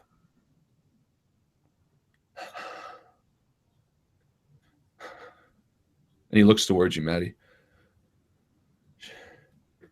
She's dead, Mattie. Yeah, well, yeah. No, duh, but you know, listen to Tam. We gotta, you know, Tam's right. We need you, Luke. And he slowly nods, and he kind of slides his bum over, and he begins climbing down. And once his feet are back on the ground, he looks at you, Georgie, with tears in his eyes, and Tam, and he sort of just hugs you both, very sort of half-heartedly and softly. I have no idea what you're going through right now, Luke, but I'm here for you. And you can see, as he's sort of processing it, you can see something click in his head. And he looks up to you, too. And he actually almost looks more at Tam. I'm trying to usher him inside. And he actually, as you do, he actually walks past you inside. And as soon as we're in there, I'm going to start trying to make like a tea. I make a little fire in the little fireplace that we made from an old like kettle drum that we have there, and start trying to make a tea for everyone. And you see him walk towards the table with all the stuff strewn out as he sees you go towards making the tea. And he looks up towards you. It was a monster. And I stop making the tea. I know it with every fiber of me. It was a monster, guys. Something killed Jane, and we need to stop it. That's why they have the curfew. And I turn around and I said, I believe you, Luke. And he sort of points at open books. He says, and you can see that when he got there, he was sort of, and Mattie, you're just sitting up on the roof with both legs over. And I say, Mattie, I've got a mattress down here. You want to climb down? Or Mattie, you I'm want to pretty jump down? confident that you can climb down with ease. Well, I'm taking a moment because I feel like a hero, because I feel like it's because it was totally me. But we always underplay. We always underplay what Mattie does. Because he always overplays it. It's I'm like, I'm really good at this. Maybe I'll be like a guidance counselor when I grow up. He looks at you and he points at the open books. At first, I thought maybe it was a goblin, but goblins, no, they don't attack the way that this thing is. And he starts pointing at these books. And Georgie, as you see the wheels spinning wildly in Luke, you start to become a bit concerned. Yeah, like a monster. Like No. a really bad person. Like No. A fairy tale creature. I thought fairies may be corrupted by evil, but they're too small and they're not all evil. So I thought maybe a troll, but it says here that trolls can only hurt you when you believe in them. And he's pointing to like pictures of fairy tale creatures and goblins and trolls and in the books that me and him have gone through. And there's actually little notes in the margins. Little notes in the margins about where to find them and where to hunt them and things like that. And Tam, you get a look from Georgie that he's trying to shoot to you. What? And you see Luke spin around and start going through the books again. I don't know if this is healthy. What do you mean it's healthy? Maybe it was. Have you ever? It could have been. I mean, what could have done this? There's no such thing as these things. How do you know? Have you ever seen them? No, it was just why I know they don't exist. Well, that's not. You don't have evidence. There could have been. There are things in this world, George, that you can't find. And Mattie, you walk back in as you hear the two of them in hushed tones talking about something.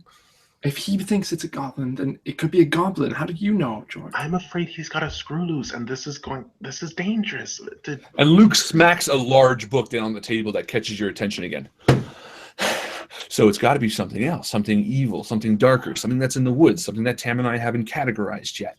I thought maybe the Crooked Man, because he's sort of a one-off, and he's a good creature, and he's someone that could hunt down the children that have died. but I don't know enough about the murders to understand or line them up. Right? There, and then I kind of look at George and I look back at Luke and I say, Luke, maybe we should slow down a bit. Have some tea first, and then we can talk about what it was. No. I look at George and I go, maybe you're right. And I walk over to keep putting some of the cedar leaves in the teapot. No! And he takes the book and he smashes it down on the table, and it flies off the table and falls open as pages sort of spew everywhere. No! You know why?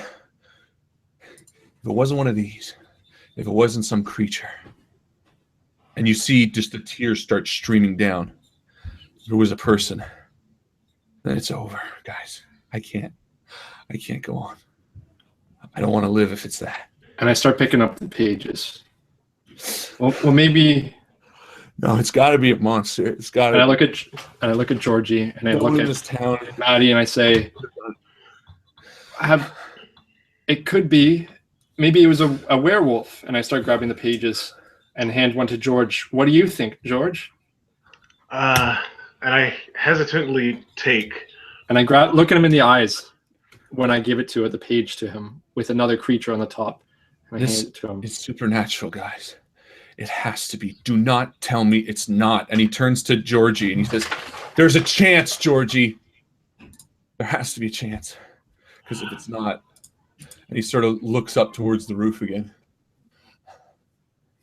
I hesitate, and everything kind of goes still, and I hear the wind howling outside of the clubhouse.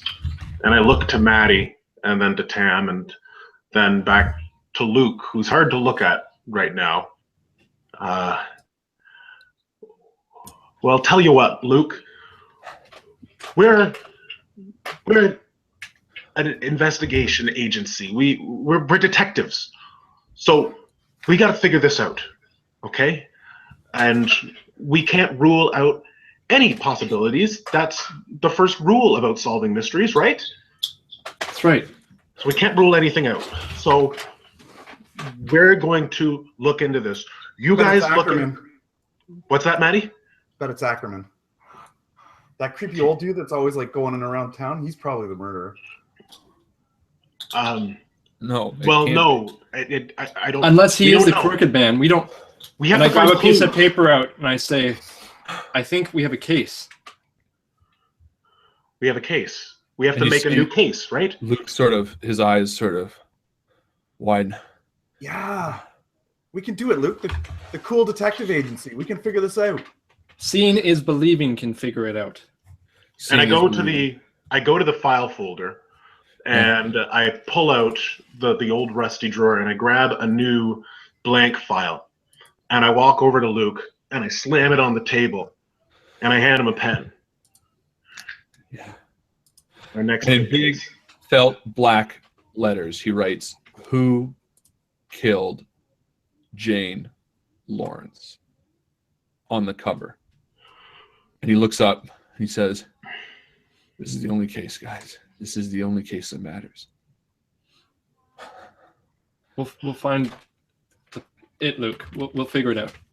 And I pour tea for everybody. He reaches into his pocket and he puts out a key. And he says, "My parents are at my grandparents right now.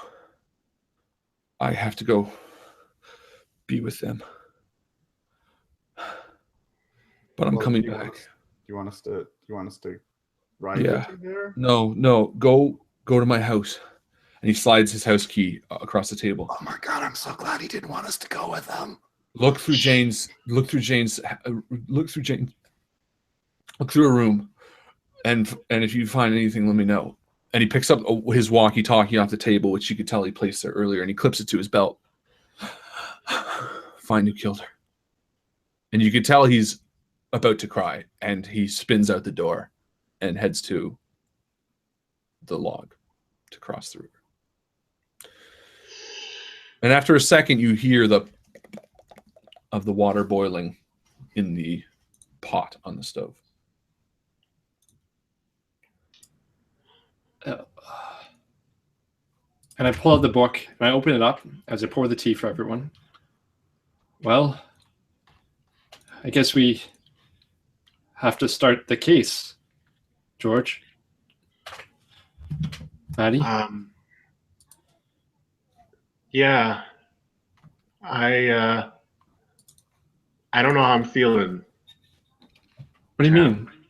You heard Luke. It was a creature, and Yeah. But no, I've just got this feeling. I had it today when we heard about Jane. Something's different. I don't know. Maybe I'm just being superstitious. I don't know. But this seems difficult. Like not a case that we've ever done before. And I opened the book up to the Crooked Man, and I just turn the page so that everyone else can see the pictures. And I just point to it and I say, we need to find out what happened to Jane. And I just look at the picture of this creature, this shadowed figure, this man with his long nails and glowing eyes in the darkness. Before it happens again. You heard the sheriff. There's a curfew. It could have been us last night. Well, we need to find out first and foremost. And I close the Crooked Man book. And I look at Tam and I look at Mattie. And I say, first step is we need to find out what happened to her, where she was last night, why she wasn't home, why she was vulnerable. That should be our first order of business. Investigate the scene of the crime, right? Right, Mattie?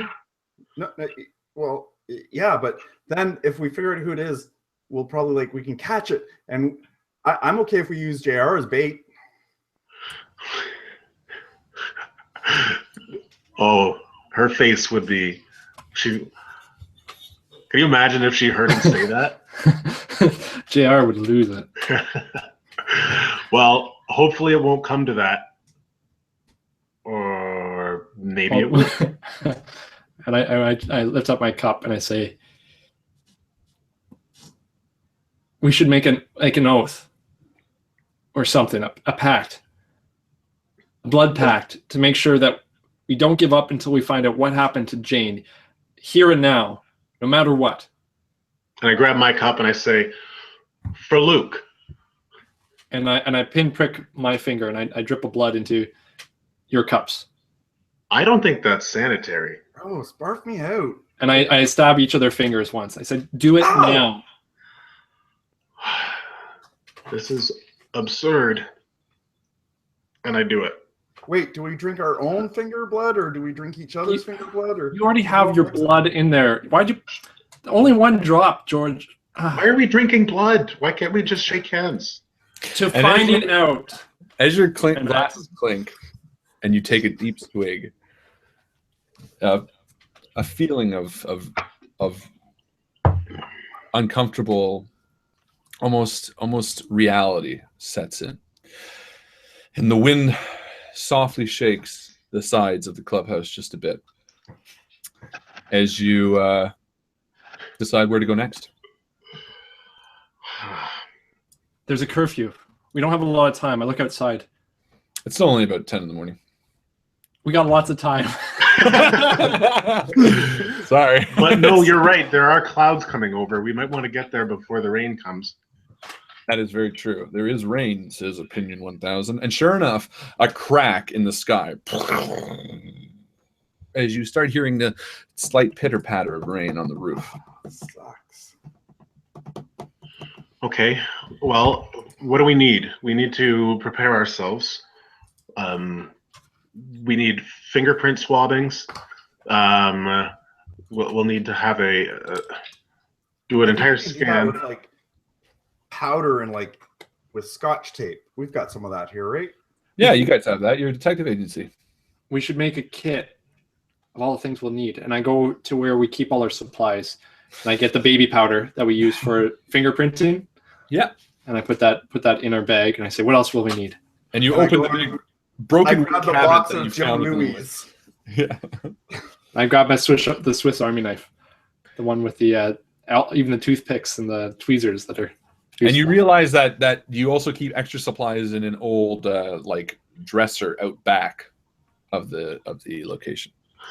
I grabbed The Hounds of Baskerville, my favorite Sherlock Holmes book. Nice. So what do we have so far? We got sweetgrass, like a braided sweetgrass. You have everything you need except for the medical kit, which for whatever reason Georgie is always very insistent that you bring, probably because he's so. And it is out back in the double dresser. I'm gonna go out. One of the things in the back is because Raiders of the Lost Ark was my favorite movie, and I want to be just like Indiana Jones. I have this like. My dad used to play guitar, and he's got this old leather guitar strap that I kind of took off of him and I made into like a whip. Nice. And I practice with my whip until I can, because I want to be like Indiana Jones. Who doesn't want to be like Indiana Jones? That's really loud, Mattie. And as I walk to the cabinet and I grab the medical kit. But this all seems to happen really like intensely as we're grabbing things and throwing them in the bag. Whap, whap. Whap, whap. And as you head out back, you tie the bandana on her head. That's from Karate Kid. You've always loved the back of the clubhouse because it's almost like there used to be stuff here, and there's 4 big patches of rubble out back where there'd be like almost 4 old houses that you guys went through and kicked through the stones like when you first found it last year or 2 years ago, and it's almost a big massive clearing. And for whatever reason, it always makes you feel like you guys are in like a big complex, the clubhouse complex. And you dreamed at one point of seeing is believing detective agency where you build little clubhouses on each of those spots. And as you walk to the location or to the wardrobe, you do see a few pieces of wood that you remember Luke dragging out there, ready to build a new spot. And you brush it off, grabbing the med kit.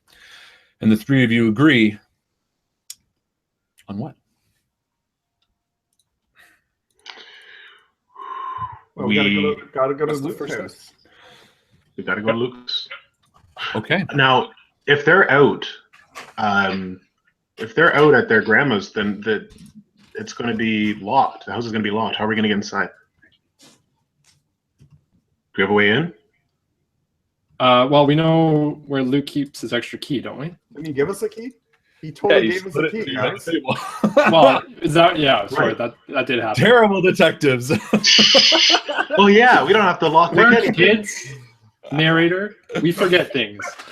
All right. No, but you do have his key. Right. I totally forgot. I gapped out. That's all right. Okay, so to Luke's house. I quickly grab the card out of my pocket that's still there, and I give it to Mattie. I say, we're going to need this. And I put it back in the spokes. And sure enough, you run across the log and pull your bikes out of the bushes as you bike with full haste towards Luke's house. And as you're biking towards Luke's house, the rain is really starting to come down hard now.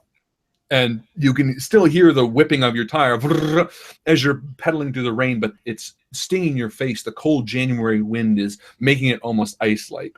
And when you get to Luke's house, you ditch your bikes where you always have in front of the garage and run up to his porch just as the rain becomes to almost turns torrential.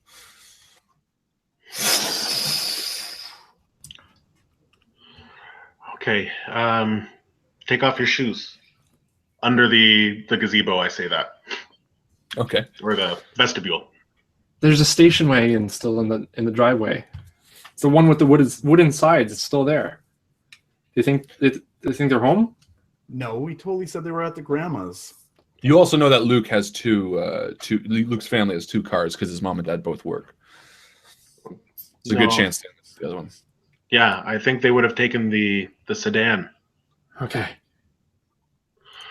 Okay, but take off your shoes because we don't want to muck around the place inside. We have to be discreet because if Luke's parents find out we were going through his house, we might get in trouble. So sure enough, you slide the key into the front door and it creaks open. The house is silent and still. And you recall memories of running through this house, being chased by Luke's older sister, as well as her parents, who are Again, Gregory and Charlotte are Luke's parents, but you know them as Mr. and Mrs. Lawrence, of course. But they're kind people. Charlotte especially, or Mrs. Lawrence especially, is someone who's always made sure you guys have a warm meal. And the idea that she right now is beyond grief-stricken, just as Luke was, tears at your heart as you step into the front hall of the silent house. Okay. Jane's room's upstairs. Yeah, we know where it is. So I start making my way upstairs. And again, so you step by step, it begins creaking as Mattie sort of dances his fingers along the banner. Like an actually, I'm really nervous because I'm not really a fan of death. Like, I don't mind looking into the dogs and stuff. So I'm actually going to go to the kitchen and just see if there's any clues in the refrigerator right now. Thinking that maybe Joe Louis may not be enough to tide us over. All right. And you often do. You experience grief in a different way. You do tend to sort of joke through it and try to do things to distract yourself from how you're feeling. So sure enough, yeah, you open it and you find some Joe Louis in the cabinet and you eat one, knowing that Mr. and Mrs. Lawrence would be happy to have you there anyway and be happy to feed you.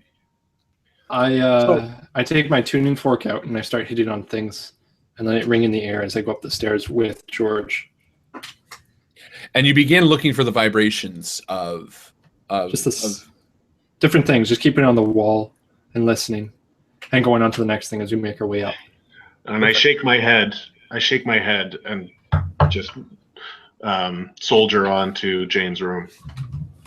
And sure enough, and I said that way too much, you make your way to the top of the stairs and to Jane's room. And it is shut. Okay. I look to Tam and hesitantly reach to the doorknob and turn it. I say, wait. And I just feel the edge of the door, just for anything. Okay, it feels okay. Open the door slowly. No, actually, you feel something. Oh, do I? You feel a piece of Scotch tape. Where? In the top right corner, where it was... like from the door to the door frame? Yeah, to the door frame. And I say, wait, so someone wants to make sure no one gets in here. And I point and I show him where the Scotch tape is. Oh. Don't open it yet. And I carefully peel it back. And you can tell that all this is really just a way for Jane to know whether Luke was snooping through her stuff. She hid it in such a way so that she would be able to check if no one put it back. Well, we should make sure we leave it just the way it was, just in case. Wait. So they haven't been through her room yet? As far as you can tell, it doesn't look like they have. That's weird. Okay, but this also means that Jane would have left her room. If there's a piece of tape on the outside of her door, then wouldn't that mean that she was... Well, maybe she sneaks out the window the same way I do. Or maybe she was taken from the window. But if I was her parents, I would have been in here. Okay, well, either way, the tape doesn't need to be there now. And that's already pulled off. I already pulled it off, so it's... Yep. We'll leave it on our way back out, though. So you enter the room, and again, it looks like it was slept in, last night. It's a typical 16-year-old girl room. There's posters on the wall. There is a messy bed. There is a bunch of makeup and hair bands and a big brush on the counter. And you guys don't have that much experience. Or sorry, I should say Georgie doesn't have that much experience in the girls' room. And even you, Tam, you're not a typical girly girl to the point where you'd have a lot of this stuff. I go and sit down at the dressing table. And it sort of spins as you sit down. And I start playing around with her makeup and stuff and her perfume, and I smell it and I go, ugh, that doesn't smell like flowers at all. It smells like bubble gum and jeans. Look at all this stuff. Come on, Tam, we have to focus, I say as I go towards the bedside table and start pulling out drawers. Okay, give me a seek roll. Sure. So I've got a level 4 seeking. Okay, it is going to be a level grade 6. Okay, that's going to be tricky. I got help a me out, grade. Tam. I will be, because I'm doing it at the same time. So I got a grade 5, or is Okay. it 2 above or 1 above? What is your grade? It's a grade 4. So that makes it a 5, and then you succeeded. So you succeeded a 5. Grade Okay, 5. so I got a grade 5. But if I'm helping him, I'm gonna stand in the middle of the room, and I'm just gonna focus. I'm just gonna look around. This is something that Sherlock Holmes always did. When he entered a room, he took in all, and I say this to Tam, he takes in all of every little detail before touching anything. as he says that, I do the same thing, but I put the pipe in my mouth as well. And he had one of those too. And because you're focusing, you're spending a round of just breathing in the room. What you're going to do is, normally when you roll a 6, it bumps you up to the next class. Now you only have to roll a 5 or a 6 to bump you up to the next class. Okay. Okay, I'll try it. Sure. Can't we do that thing where we and take... Tam is helping, right? Yeah, but we really want to focus. Isn't there that... You can step up, but it only lets you go 1 level above your own. That's it. Yeah. Okay. And you need 2 grades to find. Right. Okay, so I got 1 to boost me up. Perfect. So roll another one. Damn it. Unfortunately. So you take a look around and you don't quite see something, but you do feel like you're laying out her plan in a day. You see almost tracks in the shag carpeting where she's walking to and from her day. I was going to say, yeah, I start imagining what it's like when she wakes up in the morning, and I start pretending I'm her, and I actually lie in the bed for a moment. And I like that a lot. Okay. And I get out of my bed, and I walk over, and I put a robe on that's hanging on the closet door. And George, I mean, what do you say when I start putting stuff on? What are you doing, Tam? I'm pretending to be Jane, and I walk over and I start putting on makeup and stuff. And as she's doing that, I say, "Stop! Wait! We shouldn't be touching much. The police haven't been in here to investigate yet, right?" Yeah, but if I put myself in her place, so you're getting your DNA. You're getting not DNA. You're getting your fingerprints on everything. Can I imagine where she would hide things though? Yeah, myself in her. Give me your imagination roll. So 2d6 because it is your iconic or whatnot, your specialty. So a success. Okay, and you're at a level 9 success. So basically, George, I imagine where she'd hide something secret. Yeah. So as you're worried, Georgie, you're thinking about this in a very logical way, by the way, which is correct. Well, not correct, but you're on the right track. Tam, you see Tam walking in front of you, doing these gestures almost, and sure enough, she stops right before the bed, and without a moment's hesitation, reaches into the bed below the mattress, and pulls out a diary. Oh. And I throw it to George, kind of smile and sit on the bed. And George, you see the diary in your hands with a 3-digit combination on it. Oh. Are there any locks nearby? Looking around the room. Just the lock on this diary. Oh, I see. Okay. Okay, so we have to. What numbers? What numbers would it be? Well, 3 digits. That's what. Okay. Well, you know what? Why don't we just take this? And I'm a little nervous. Something has been bugging me since I realized that the cops hadn't been in here yet. I think that maybe we might be on the clock, Tam. I think you might be right, George. And I go to the stairs and I say, "How are you doing down there, Mattie?" And Mattie, give me a seek roll at a grade. It's going to be a grade 6.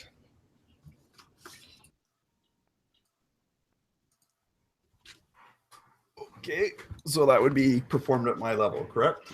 Yeah, but you know what? I'm going to give you a secondary focus. I'm going to give you an accidental focus because you've been spending more than one turn in the room with nothing to distract you. So you've actually, it's almost like being in a chamber, right? You're actually growing better. So what I'm going to do is I'm going to lower it by 2 degrees of focus.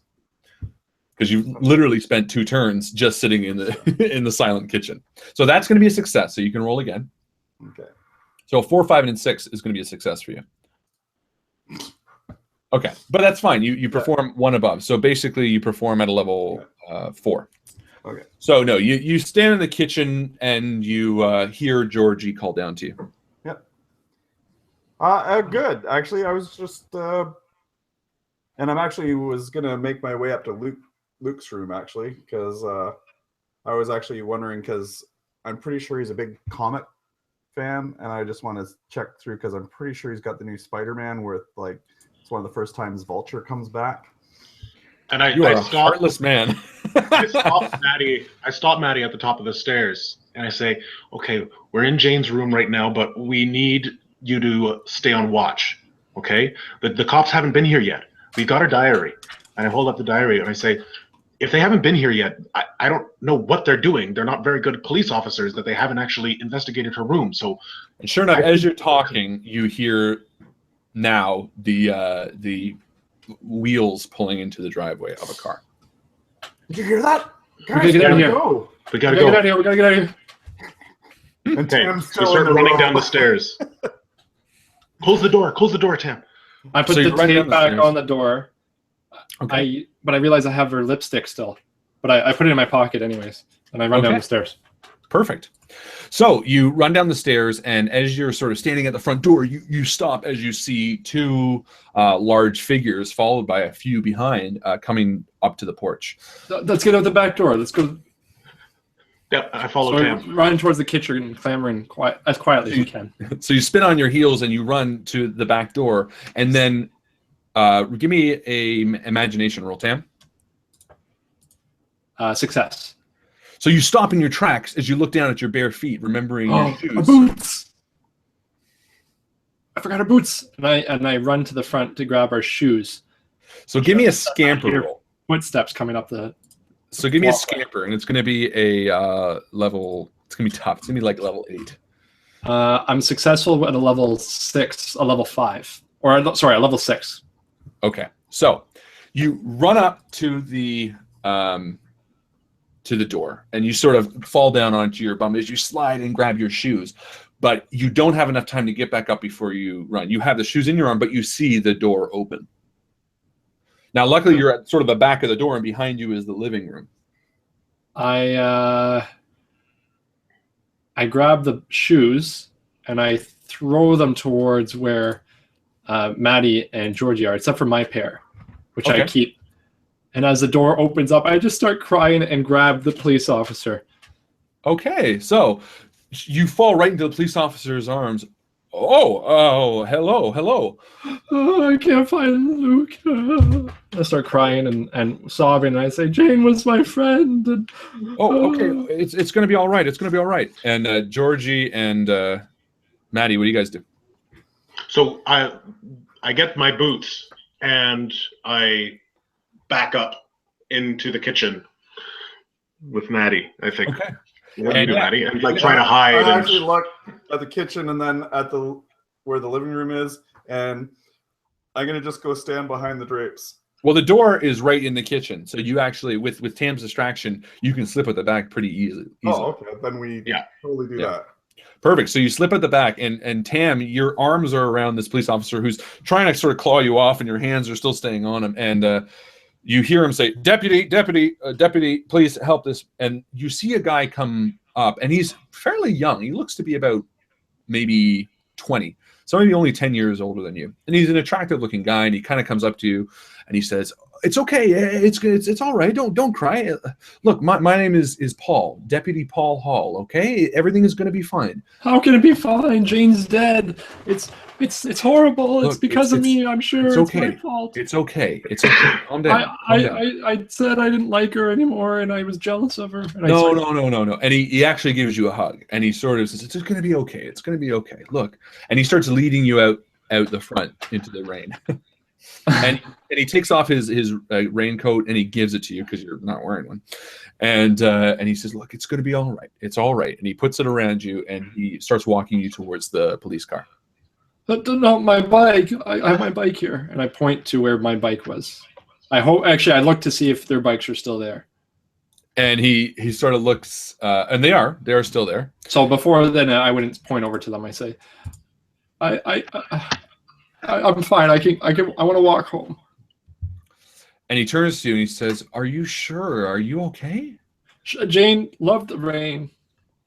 We used to walk in the rain. She said it was a way to renew the earth. Give me a cool roll. Oh boy. I know it's gonna be pretty easy because you got the emotion on your side. I successful level 1. Grade 1. Only level 1, eh? Yeah. Oh, yeah, it's a level 1. It's pretty damn easy. It's a success, but that's fine as long as it's success level 1. So he points you. He kind of nods and says, "That's okay, okay." And he sees you walking towards your bike, and sees 2 other bikes. And as he sort of stands up in the rain as it's covering him because you're still wearing his rain jacket. And you see sort of a look of concern, but the rest of the officers are sort of inside, and you see a man wearing, like what you would call like a CSI outfit walking towards the house as he's covered in rain. And he sort of just looks at you getting on your bike. And he sort of leans to the side, seeing the 2, well, I don't know, Mattie and Georgie, where are you guys? Mattie? Well, I think we're kind of looking like around the corner of the house, trying to see if we can get to our bikes without. So you know what? Give me a hide. It's going to be a grade 5 hide. But you know what? I'm going to. Can I use luck with this? Sure. So I'm going to get to roll 2 for that because that is my specialty. Sure. And what's your grade, by the way? In hide would be 3. 3. Okay. So 1 you can roll again. Yeah. And you want to get 2. You want to get another 6 and then another success. So no. So you succeeded at a grade 4, which is close. But you see him lock eyes with you as he pieces it together rather quickly, Tam, and you see it go through his head. He looks down at the bike, sees the 3 of you, sees you as you sort of look back at him a bit caught off guard, and he sees the 2 of you leaning around the house. And he sort of just softly nods, assuming, and probably knowingly, right, not a threat. And he walks towards the house as he kind of smiles at you, Tam, as he walks towards the house. And the 3 of you are clear to get on your bikes. As we're biking in the rain, I say, "Did you guys see that? I'm going to be an actress." You were awesome, Tam. I was. That The was rain. so cool. I couldn't cry, but the rain made it look like I was crying. Cool technique.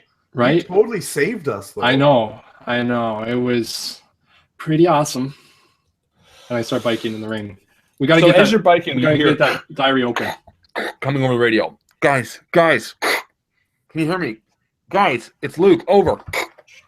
I stop. Yeah. And I start riding with no hands because You're that cool in the rain. Guys, it's Luke. Did you find anything? In Jane's room? Yeah. Do you know the combination to her diary? And you sort of hear a long pause. Yeah. It's 310. It's 310. Cool. Okay, well, we're gonna head back to the clubhouse.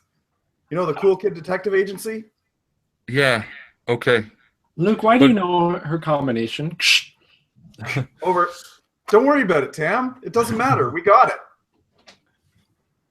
it. So you start heading towards the clubhouse, and the rain starts coming down hard, and you sort of stop in front of the post office where there's an overhang, and you sort of take a minute to catch your breath. And you realize trying to get to the clubhouse right now is going to be a long way there. Well, we can go to my place. My dad's at work right now, so we'll have that to ourselves. Aren't we going there for tacos anyway? Yeah, it makes sense. Nice. Sweet. Let's go. So you hop back on your bikes and you bike over to Georgie's house. And Georgie's house you guys have been to a few times, and it's a bit lesser than what you just come from. Luke's house is gorgeous with white carpets and tall walls, and Georgie's house is clean, as anything, but you know that he's always been sensitive about the amount of money his dad makes. And when kids tease him at school, he gets very upset about it. And as you walk in, you guys always make an effort to sort of be kids and be complimentary. And it actually weighs on Georgie because he knows that it's sort of... Yeah, but it doesn't really bug me as much because I know that, again, Georgie's cool, his dad is cool. You know what I mean? Like, both my parents work, and I'm fortunate because I don't have as much money as Luke either.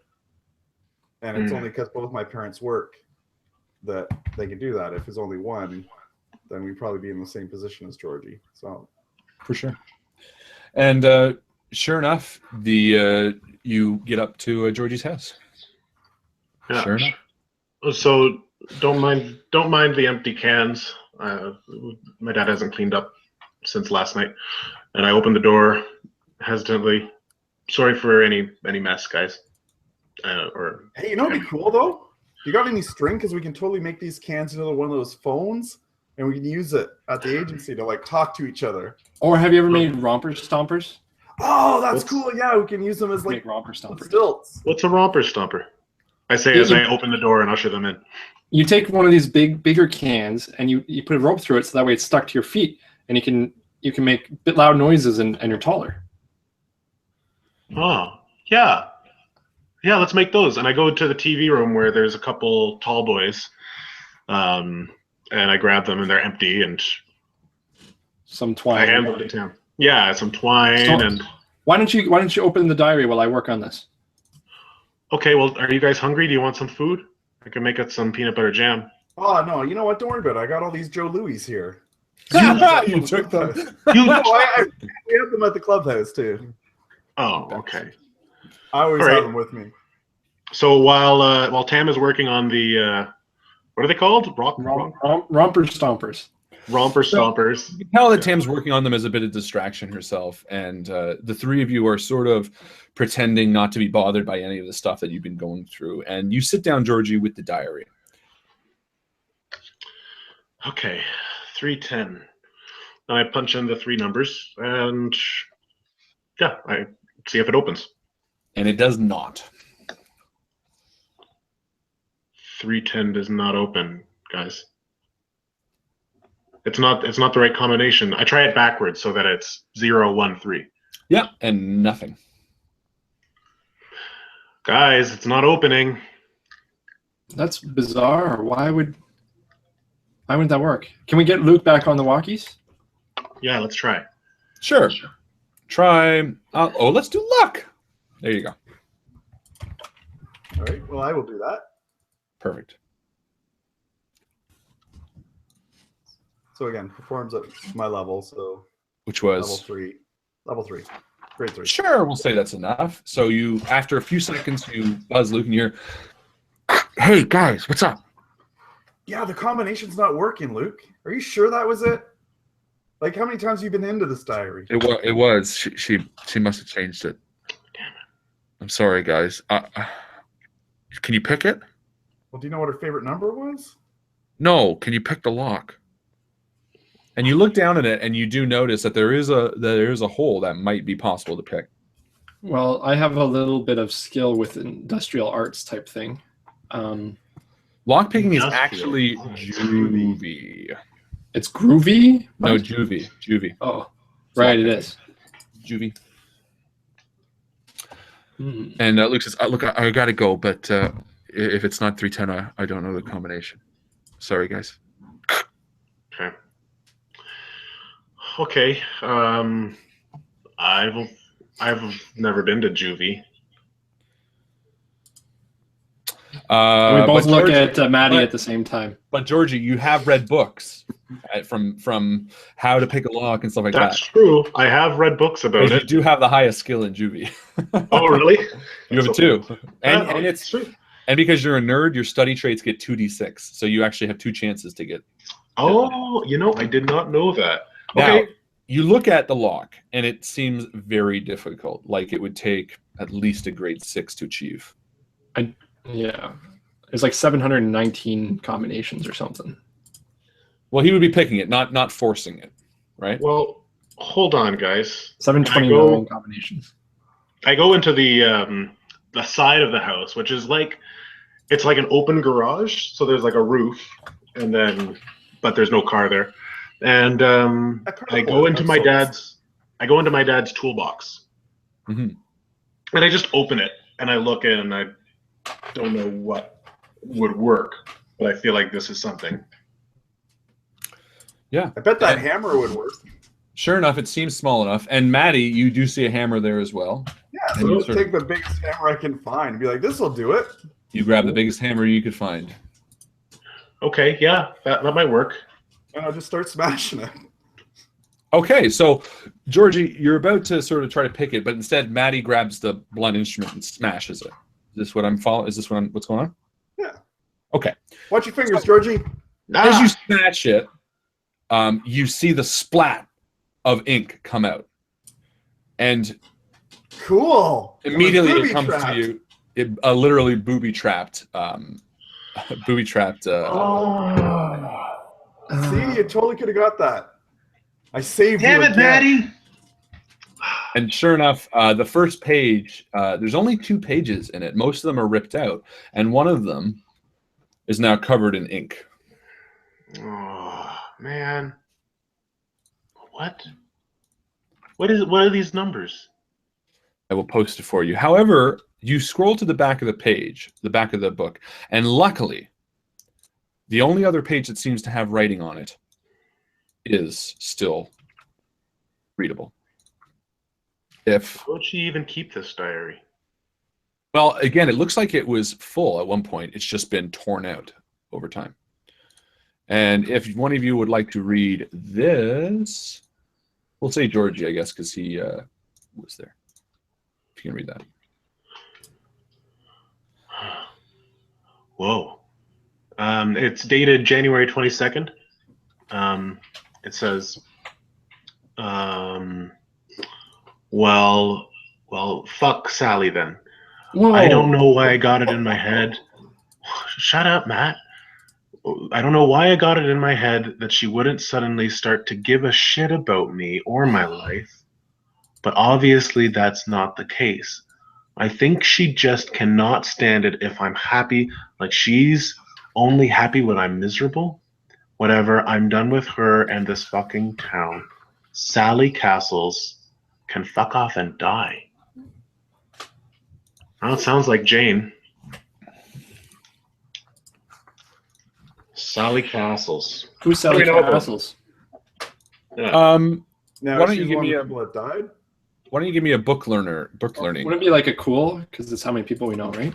Cool is social. Yeah. So if we know Sally Castles, Very possible. So you can go that route. However, you also own yearbooks, and with him being a nerd, you'd be more likely to find it that way. But you can find it however you want. You want to try a cool roll? Well, I'll help him out with my yearbook knowledge. yeah, there's only 2 schools in this town, so True. and chances are she was in high school. Let's So- do it. Yeah, so JR might know her. Who wants to give me a roll? I am helping Tam. Okay. All right, I'll see if my cool knows it. Oh, nice. Okay, so fail. What So grade there did you should have succeed been at? there should have been 2 for me helping you. All right, so success with a raise. So my cool's only level 1 though. Yeah, if you would have rolled a 6 and a 1, so the 6 would have succeeded, so it would have gone up to level 2, is what we're saying, Yeah. right? So level 2. So grade 2. I'll call that a success. You're right. It is a small town. So you actually do recognize the name Cassels, and you're like, oh, that's right. And actually, you're pretty sure. Yeah, no, you do recognize. Okay. In fact, actually, give me an imagination roll, Tam. Okay. Sally Castle. It'll be a grade 6, but you have pretty high imagination. Success. Perfect. You have a good memory, just like Georgie, but what you also remember most importantly is Halloween candy. And you remember trick-or-treating and which houses had the best. And you made a mental note of Cassels for being the house. and it's only a few doors down from where you are now. I say that out loud. I said, remember last All Hallows Eve? Oh yeah, because they give all like they're the house that gives the full can of Coke. They did. Yeah. That's only a few houses down. We could No we could one go gives in, a full can of Coke. we with could them. go in and talk to her tonight. Ooh. You think she's still at Yeah. school? Well, if she's at school, she's in high school, right? What time is it now? Right now, it is just after noon, lunchtime. Well, if we wait, or we could go to the high school. Do you know her parents? Do you know what they do? You don't know. No one knows what her parents do. Well, they must be pretty wealthy if they're willing to give Gotta full be cans rich. of Coke. Well, why don't we scout out the place? If there's no one there, then we might as well just go in. We don't have to worry about the cops because they're busy right now. I bet you if she knew her, she would be home just because she'd be so upset. I don't think so by the sounds of this. I don't know. I think a lot of people would be at home now. Hey, People change after we lose them. by the way, what do you make of that first page? And I will look at it more closely. I haven't posted it yet. Sorry. So it's covered in ink and there's a number of like digits. You think it's like a combination to something? Could be. Maybe it was a combination of the lock. A lot of good that is. The lock that we just smashed, that you just smashed? Well, yeah, I guess that's sort of stupid. What? Sorry, I don't know why I should have a combination for the lock inside the lock book. You're right. Maybe you should save some of those Joe Louis for later. Well, I'm gonna get my allowance soon, so I can buy another box. Yeah, but those are all of ours. Jewelries? No, yeah, the Joe Louis. Oh, Joe Louis. Oh, yeah. And check out the romper stompers. And I start stomping around the room that I made. Oh, wow. Those are Look how loud. tall I am. Cool. Well, we'll save them. I don't know. Maybe they'll come in handy. I don't know. Actually, if you're holding the strings, do you think it would be work if I talked into one foot and then Try, listen on Mattie. the other foot? Guys. Go sit down on the chair. Let's see. Okay, so now I take a look at the page as I'm sitting down on the chair, and I see Mattie talking to my one foot. Let's see here. How come I can't see it? You can try it. I have it screen shared here. Okay. No, I am your father. Oh, Mattie. What do you think, Tim? I can't see it anywhere. I'm sharing it. It's on the screen right now. His, right? his isn't working for me. It's Oh, just really? the Invictus logo.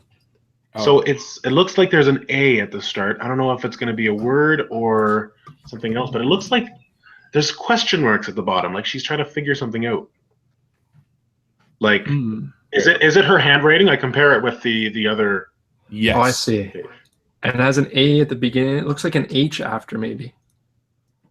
H A H. Could it be an N? And no. Maybe it could be a phone number. No. Mattie, why'd you have to bust the stupid thing? Someone else could get in. With It's the most slash. efficient. Well, we have to be more careful next time because I don't know if bashing our way into things is the best solution all the time. And Could it this be is a clearly a date? case of that? Do you think it's a date? I don't know. It's a weird way to put dates. Okay. Maybe it's a Well- coordinate. Coordinate, like on a map? Yeah. I once read this book about these people who are lost, but all they had were these coordinates, and they found a treasure. Oh, I think I read a book like that too. Okay. Well, what do you think? Should we leave it in the diary or should we rip it out? We might as well keep the diary with us. Okay. All right. So why don't we, I don't know, do you guys want to just hang out here and wait for Sally to finish school, or do you want to go scope out the place? I want to try something. And I said, do you have any crayons? Yeah. And I go over to a desk by the window. I pull out some Crayolas. And I unwrap a crayon. And I try to rub it on the back of that page to see if the imprints from the pen would come up. It'd be darker. On the back of The ink page. spot. Ink spot? Yeah. It might work. Yeah, I Let don't me know. find It out. could work. Yeah, I don't know. I want to test it. I'm gonna literally test it, and if it works, I'll post it for during the week. Okay. I want to see if it work. I don't know. I mean, Yeah, I could. I don't know. Maybe. because I think like the splat wouldn't put an imprint, but the pen marking would. Yeah, it depends on how well. Part of the the benefit of doing the ink, thing is that you can't read what she has. Right. So No, you know what? I'm gonna say no. As much as I really do like that idea, it's sort of the punishment for being impulsive. So I'm gonna keep it as is. Because if you could negate it, then what's the point of the punishment, right? Yeah. Yeah, but that's it. That's it. No, it's an environmental. But we figured out how to get around it. yeah, we figured it out. It's like if you fall in a pit trap for being impulsive, but you figure out how to get a rope to get yourself out. True. Or even just any way to get out. Yeah. You Guys, can just make it really. You can make it really hard, and we could roll for it. I just don't know if think- it would work really. I think Well, we 'cause should it get to Sally's. I don't know if we should keep working on this right now. What do you think, Mattie? Well, I think the romper stompers were really cool. Let's get to. What do we get? We can't go there now. We got to see. We can see if she's I home. don't know. Yeah. I don't do as much book reading. we'll just thing as you scope the guys place. do. I'm always watching movies. Let's go to Cassidy's Yeah, Castle. Sally's. Sally Cassell's. Yeah. castle. Okay, so you guys decide, and you get up and you leave the house, and the rain is just starting to sort of soften a bit. It's less torrential, and as you begin walking down the road, you get the feeling of being watched, almost. Do you guys feel that? I think it's angels. Oh my God, angels! Well, Probably werewolves, Tam. Like, duh. yeah, you're probably right. And I keep walking, and the house is just like down the street, right? It's like Literally just down the street. And as you approach, you see no car in the driveway, and you see to the front of the house. Sally Cassell's. Well, she's probably at school. Her parents are out. Give me a seek roll, somebody.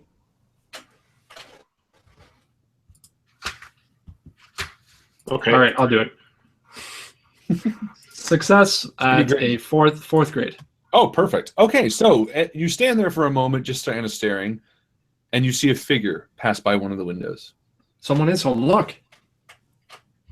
What if it's the tilted man? The stilted man? What did you call him? The crooked man? You called Oh, him, man. The crooked. What if it's the crooked man? And I run towards the door. Whoa. Stay, Tam, wait. There's no car in the driveway.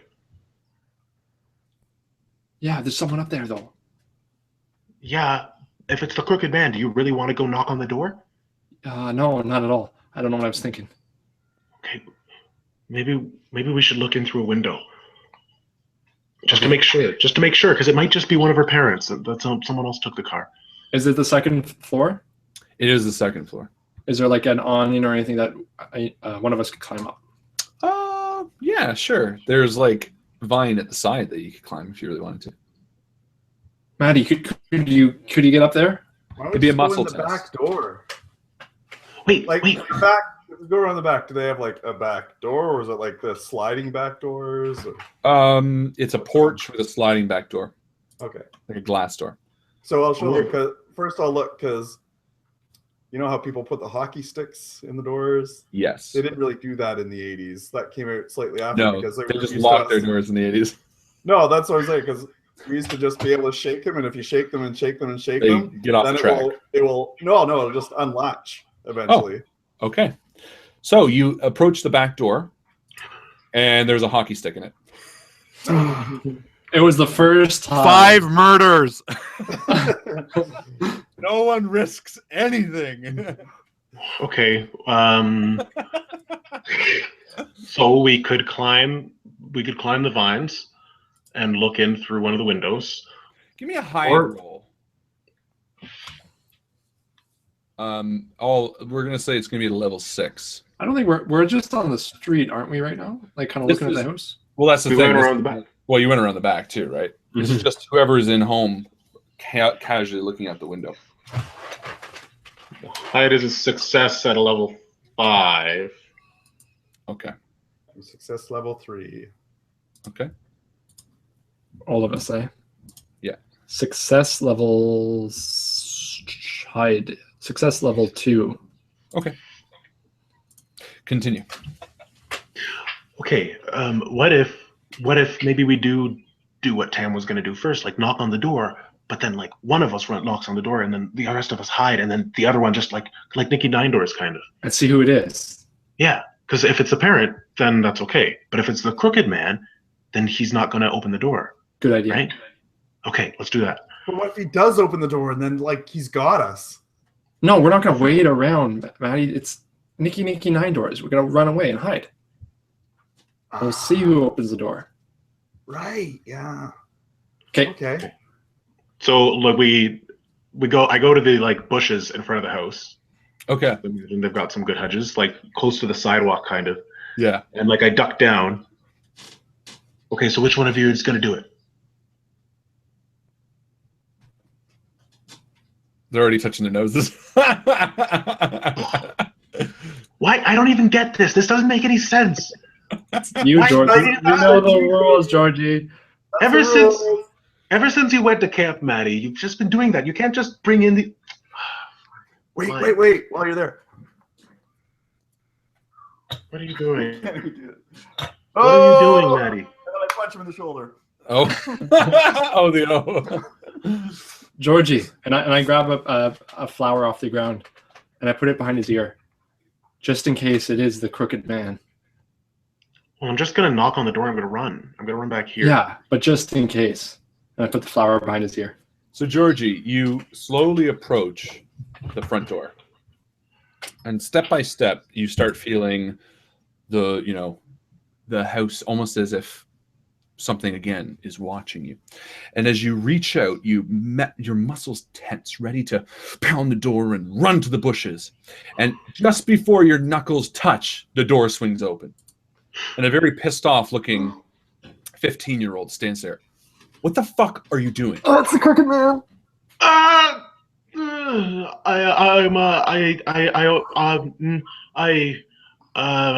What are you doing? I saw you around my back door. What the fuck is wrong with you guys?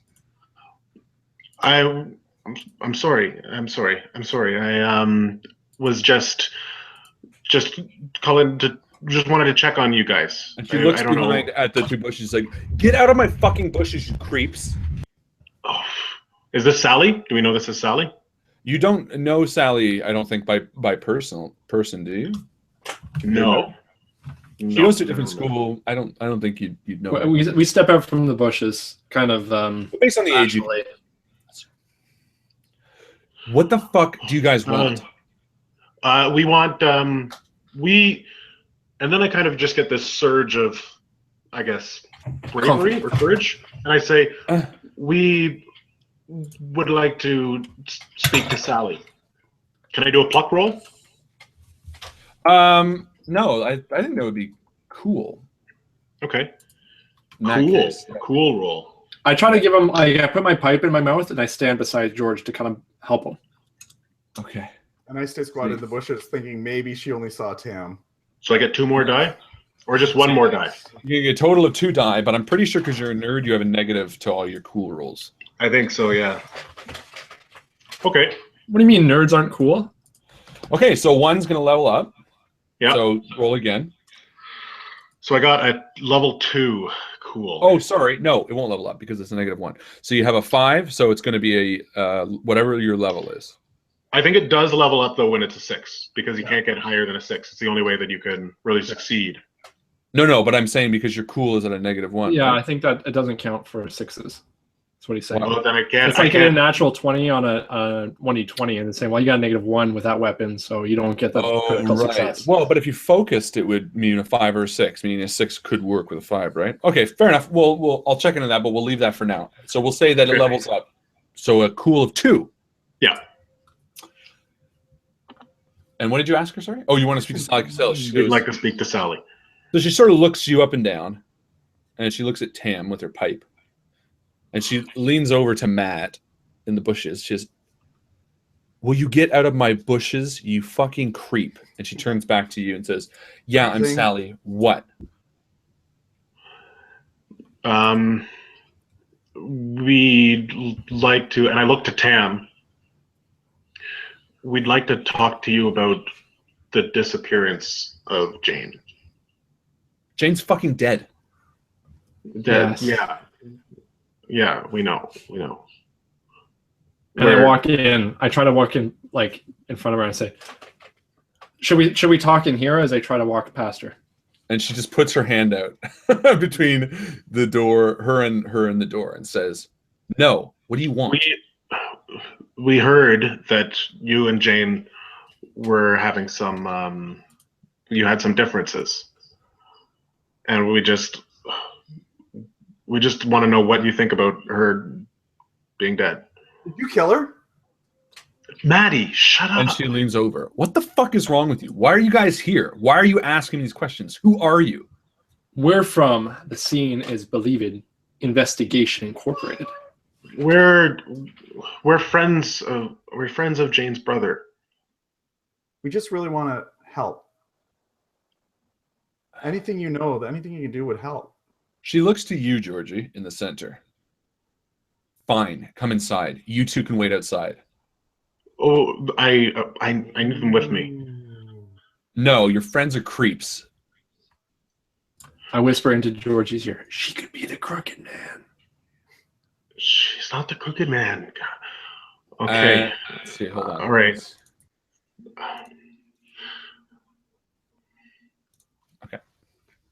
Okay. Guys, you cool to just wait out here? Well, it's kind of wet, cold. Sure. You guys can go back to my place if you want. No. More romper stoppers. Well, if you need us, we'll just be outside. Okay. All right, thanks. And I go in, and as the door is closing behind I it, try to cast a spell on the girl. And she just looks at you as she shuts the door. Spellandore thing. And shuts it. And she turns to you, Georgie. I take out the lipstick of Jane and I write on the door.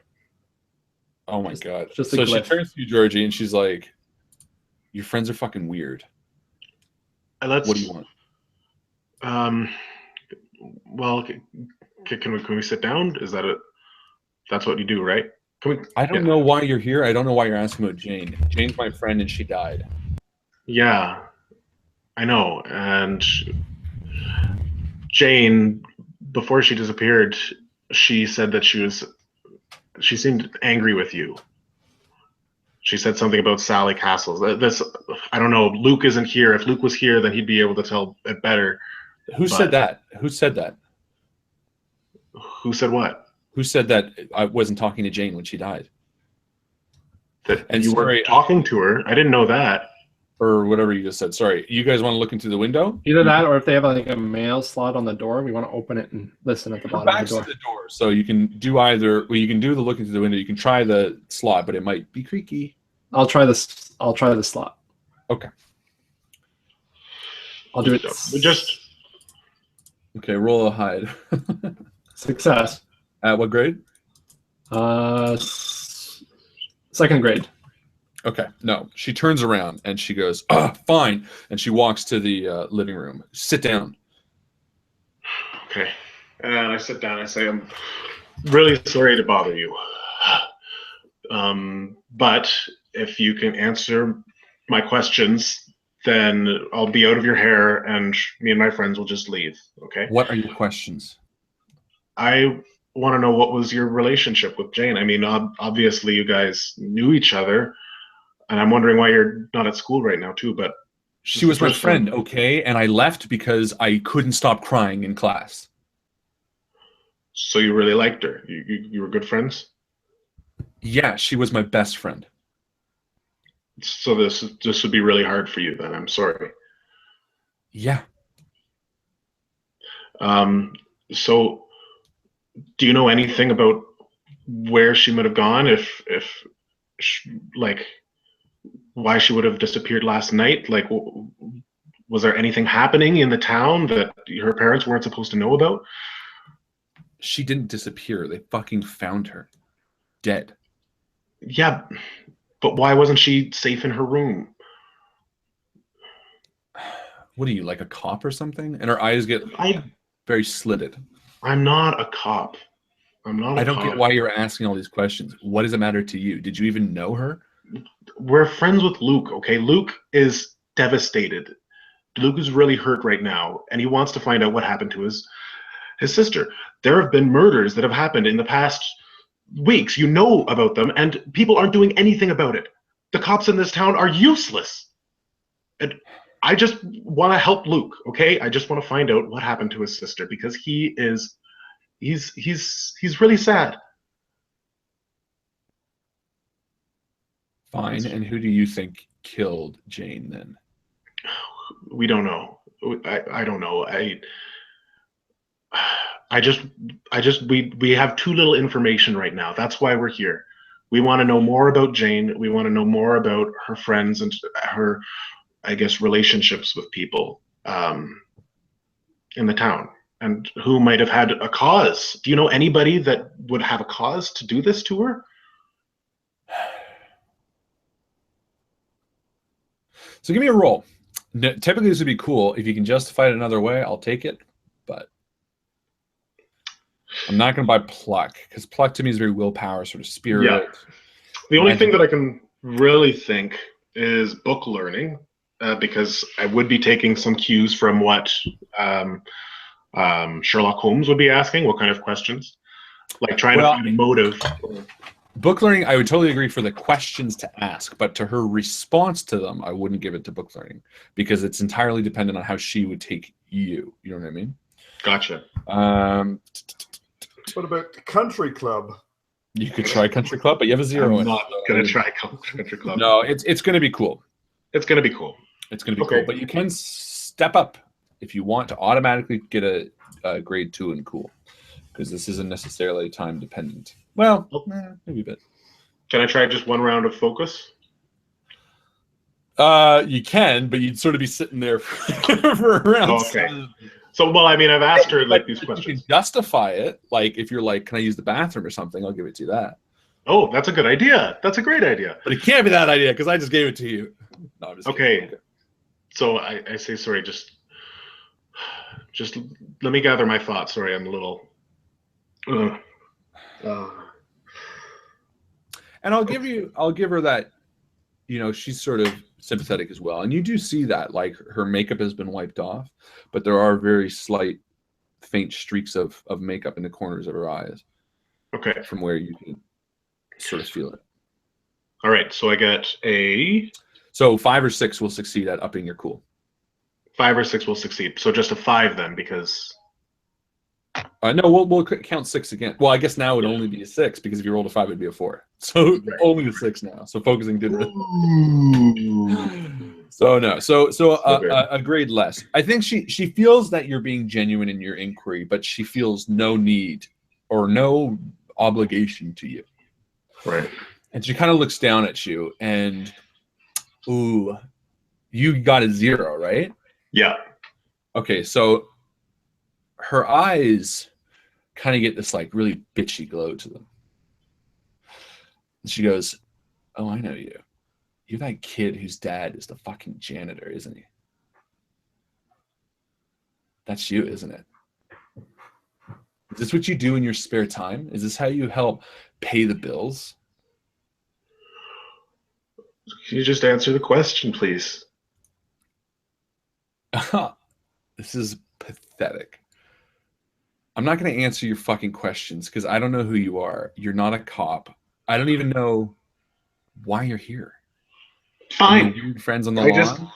I just get up and she keeps talking behind me as I rub my eyes and walk towards the door. Yeah, you should. And she opens the door for you and she sees the two of you lying on the grass. She says, good luck. You guys are really great at this. And she slams the door and you hear a deadbolt. What a bitch. Ooh. What's the matter, George?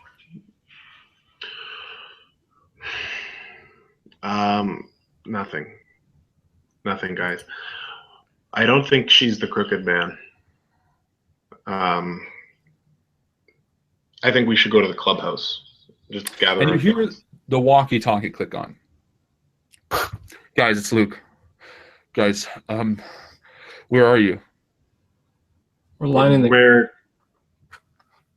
we're lining the grass outside of the castle's house. Oh, okay. And you hear him sort of panting. Just wait, just wait. That's near Georgie's house, right? Yeah. Okay, hold on. And before the count of 5, sorry, go ahead. As we're waiting, I just banter about how I like to be a squirrel if I could be any creature, because they don't hibernate. Continue. I'm not really paying attention. And Just lost in thought. and you see Luke peel around the corner, and he starts biking down the way, and he sort of stops in front of you guys at a screech. Shh. Oh, did you guys find anything? A couple things, I guess. I don't know. Yeah, we found her diary in a room, but then we had to leave because the cops came. And I'll show you the page. So I take out the diary and I show him the first page and I say, I'm sorry that it's covered in ink. And I look at Mattie.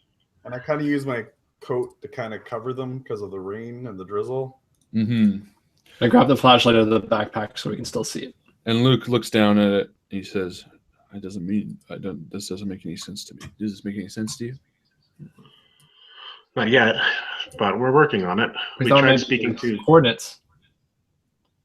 Point to the ink page. Oh, maybe. So the reason that we're here right now at the castles, and I flip the page, is because of this. It seems your sister was really angry with Sally. Probably because she's a bitch. Well, Tam, yeah.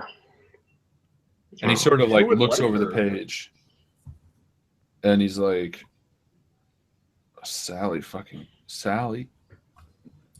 What did she know? We tried talking to her, but she's in a state right now. And he snatches the page off, and he walks up to the door, and you see him pound on the door. And from your position, you hear, but you can kind of hear muffles, and you see the door open, and you see Sally's sort of eyes widen a bit as she looks at Luke, and he holds the page out in front, and he steps inside, and the door shuts behind him. So now we run around to the back door. See if we can see in the big slide. You run around to the back door, and you can see in through the glass them talking in the living room, and you see Sally crying, and you see Luke sort of talking to her. And after a moment, it looks like they hug, and she leads him to the front door, and he steps out onto the porch. And as you guys come around the house, you see Luke's face. She just said that she had a boyfriend, an older guy, that she was seeing. Jane had a boyfriend? Jane had a boyfriend I didn't know about. I don't think my parents knew about it either. And Sally said she never knew who it was, but I don't know. So, okay, well, why don't we go back to the clubhouse and we can talk about this? What do you think? I haven't eaten anything. Do you have any food at your house? We got a Joe Louis. It's taco The night. last one. Time is it? And looking at your watches, you spent more time at Georgie's house than you realize, and it's now 3 o'clock or 4 o'clock, and your dad should be home. And since he comes from the other way, he may have even arrived home to start cooking. Woo, tacos. So Luke sort of feints a smile, and you start walking towards Georgie's house, which is around the corner. And as the four of you round the corner, the wind picks up. It clambers up your spine, and the faint sound of police cars arrive from a distance. Slowly, they grow louder and louder until everything is drowned away by the wailing of the police cars. They turn off ahead of you as you see Georgie's face drain of all color. You begin walking faster and faster back to the house. And sure enough, they veer off in front of you, maybe 100 feet, at Georgie's door. As the sun sets in the background, the trees cast sharp shadows across the frost-covered lawn as you see Georgie's dad, Mr. Whitman, being led out of the house in handcuffs. And slowly he turns towards the four of you as a look of shame washes over his face and his eyes turn red from the forming tears. And slowly he shakes his head no as you watch him being put into the back of a police car. And Luke falls to the ground. And we're going to end it there. This has been Grimm Chapter 1. Thank you so much for hanging out with us. We are going to be back next Wednesday with Chapter 2 of this epic story that we are going on. A big round of applause for these guys. It is tough playing kids, so I give it a hand to these guys. They're doing a fantastic job. The new thing we're introducing right now is the end game post. A lot of round of applause today. What is the end game post? Well, it's the part of the game where we reward the community member who has been most active or interactive, giving advice or ideas to the stream when they can. So first off, I guess, did you guys have any information or even funny comments or anything that jumped out to you that you might have been interacting with on the Facebook page while we were playing? I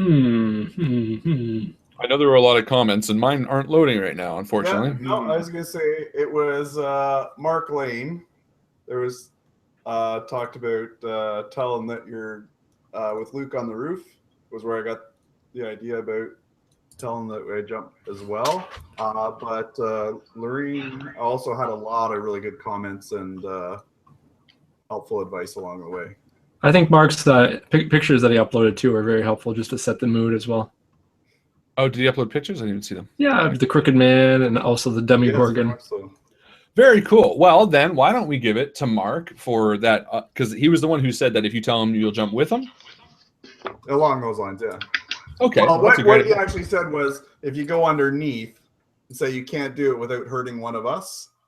And you sort of ran with that. Just sort of ran That's perfect. That's what it's about. Okay. So fair enough. Mr. Mark Lane, you are the inaugural winner of the End Game XP. And that's right. So that means that Eric, Lorene, and Mark all won 1 XP this game. So you guys, it's going to be tallied literally tonight because it's going to take that much time to add those, and you can use those for next game. Thank you guys so much for hanging out, and thank you so much for watching. This is going to be a crazy adventure to be on with you guys, and I'm excited to see what happens. So, again, thanks so much for hanging out. We're going to see you next Wednesday, and as Chris always likes to say, we'll see you around the table. We'll see you around the table, guys. Good night!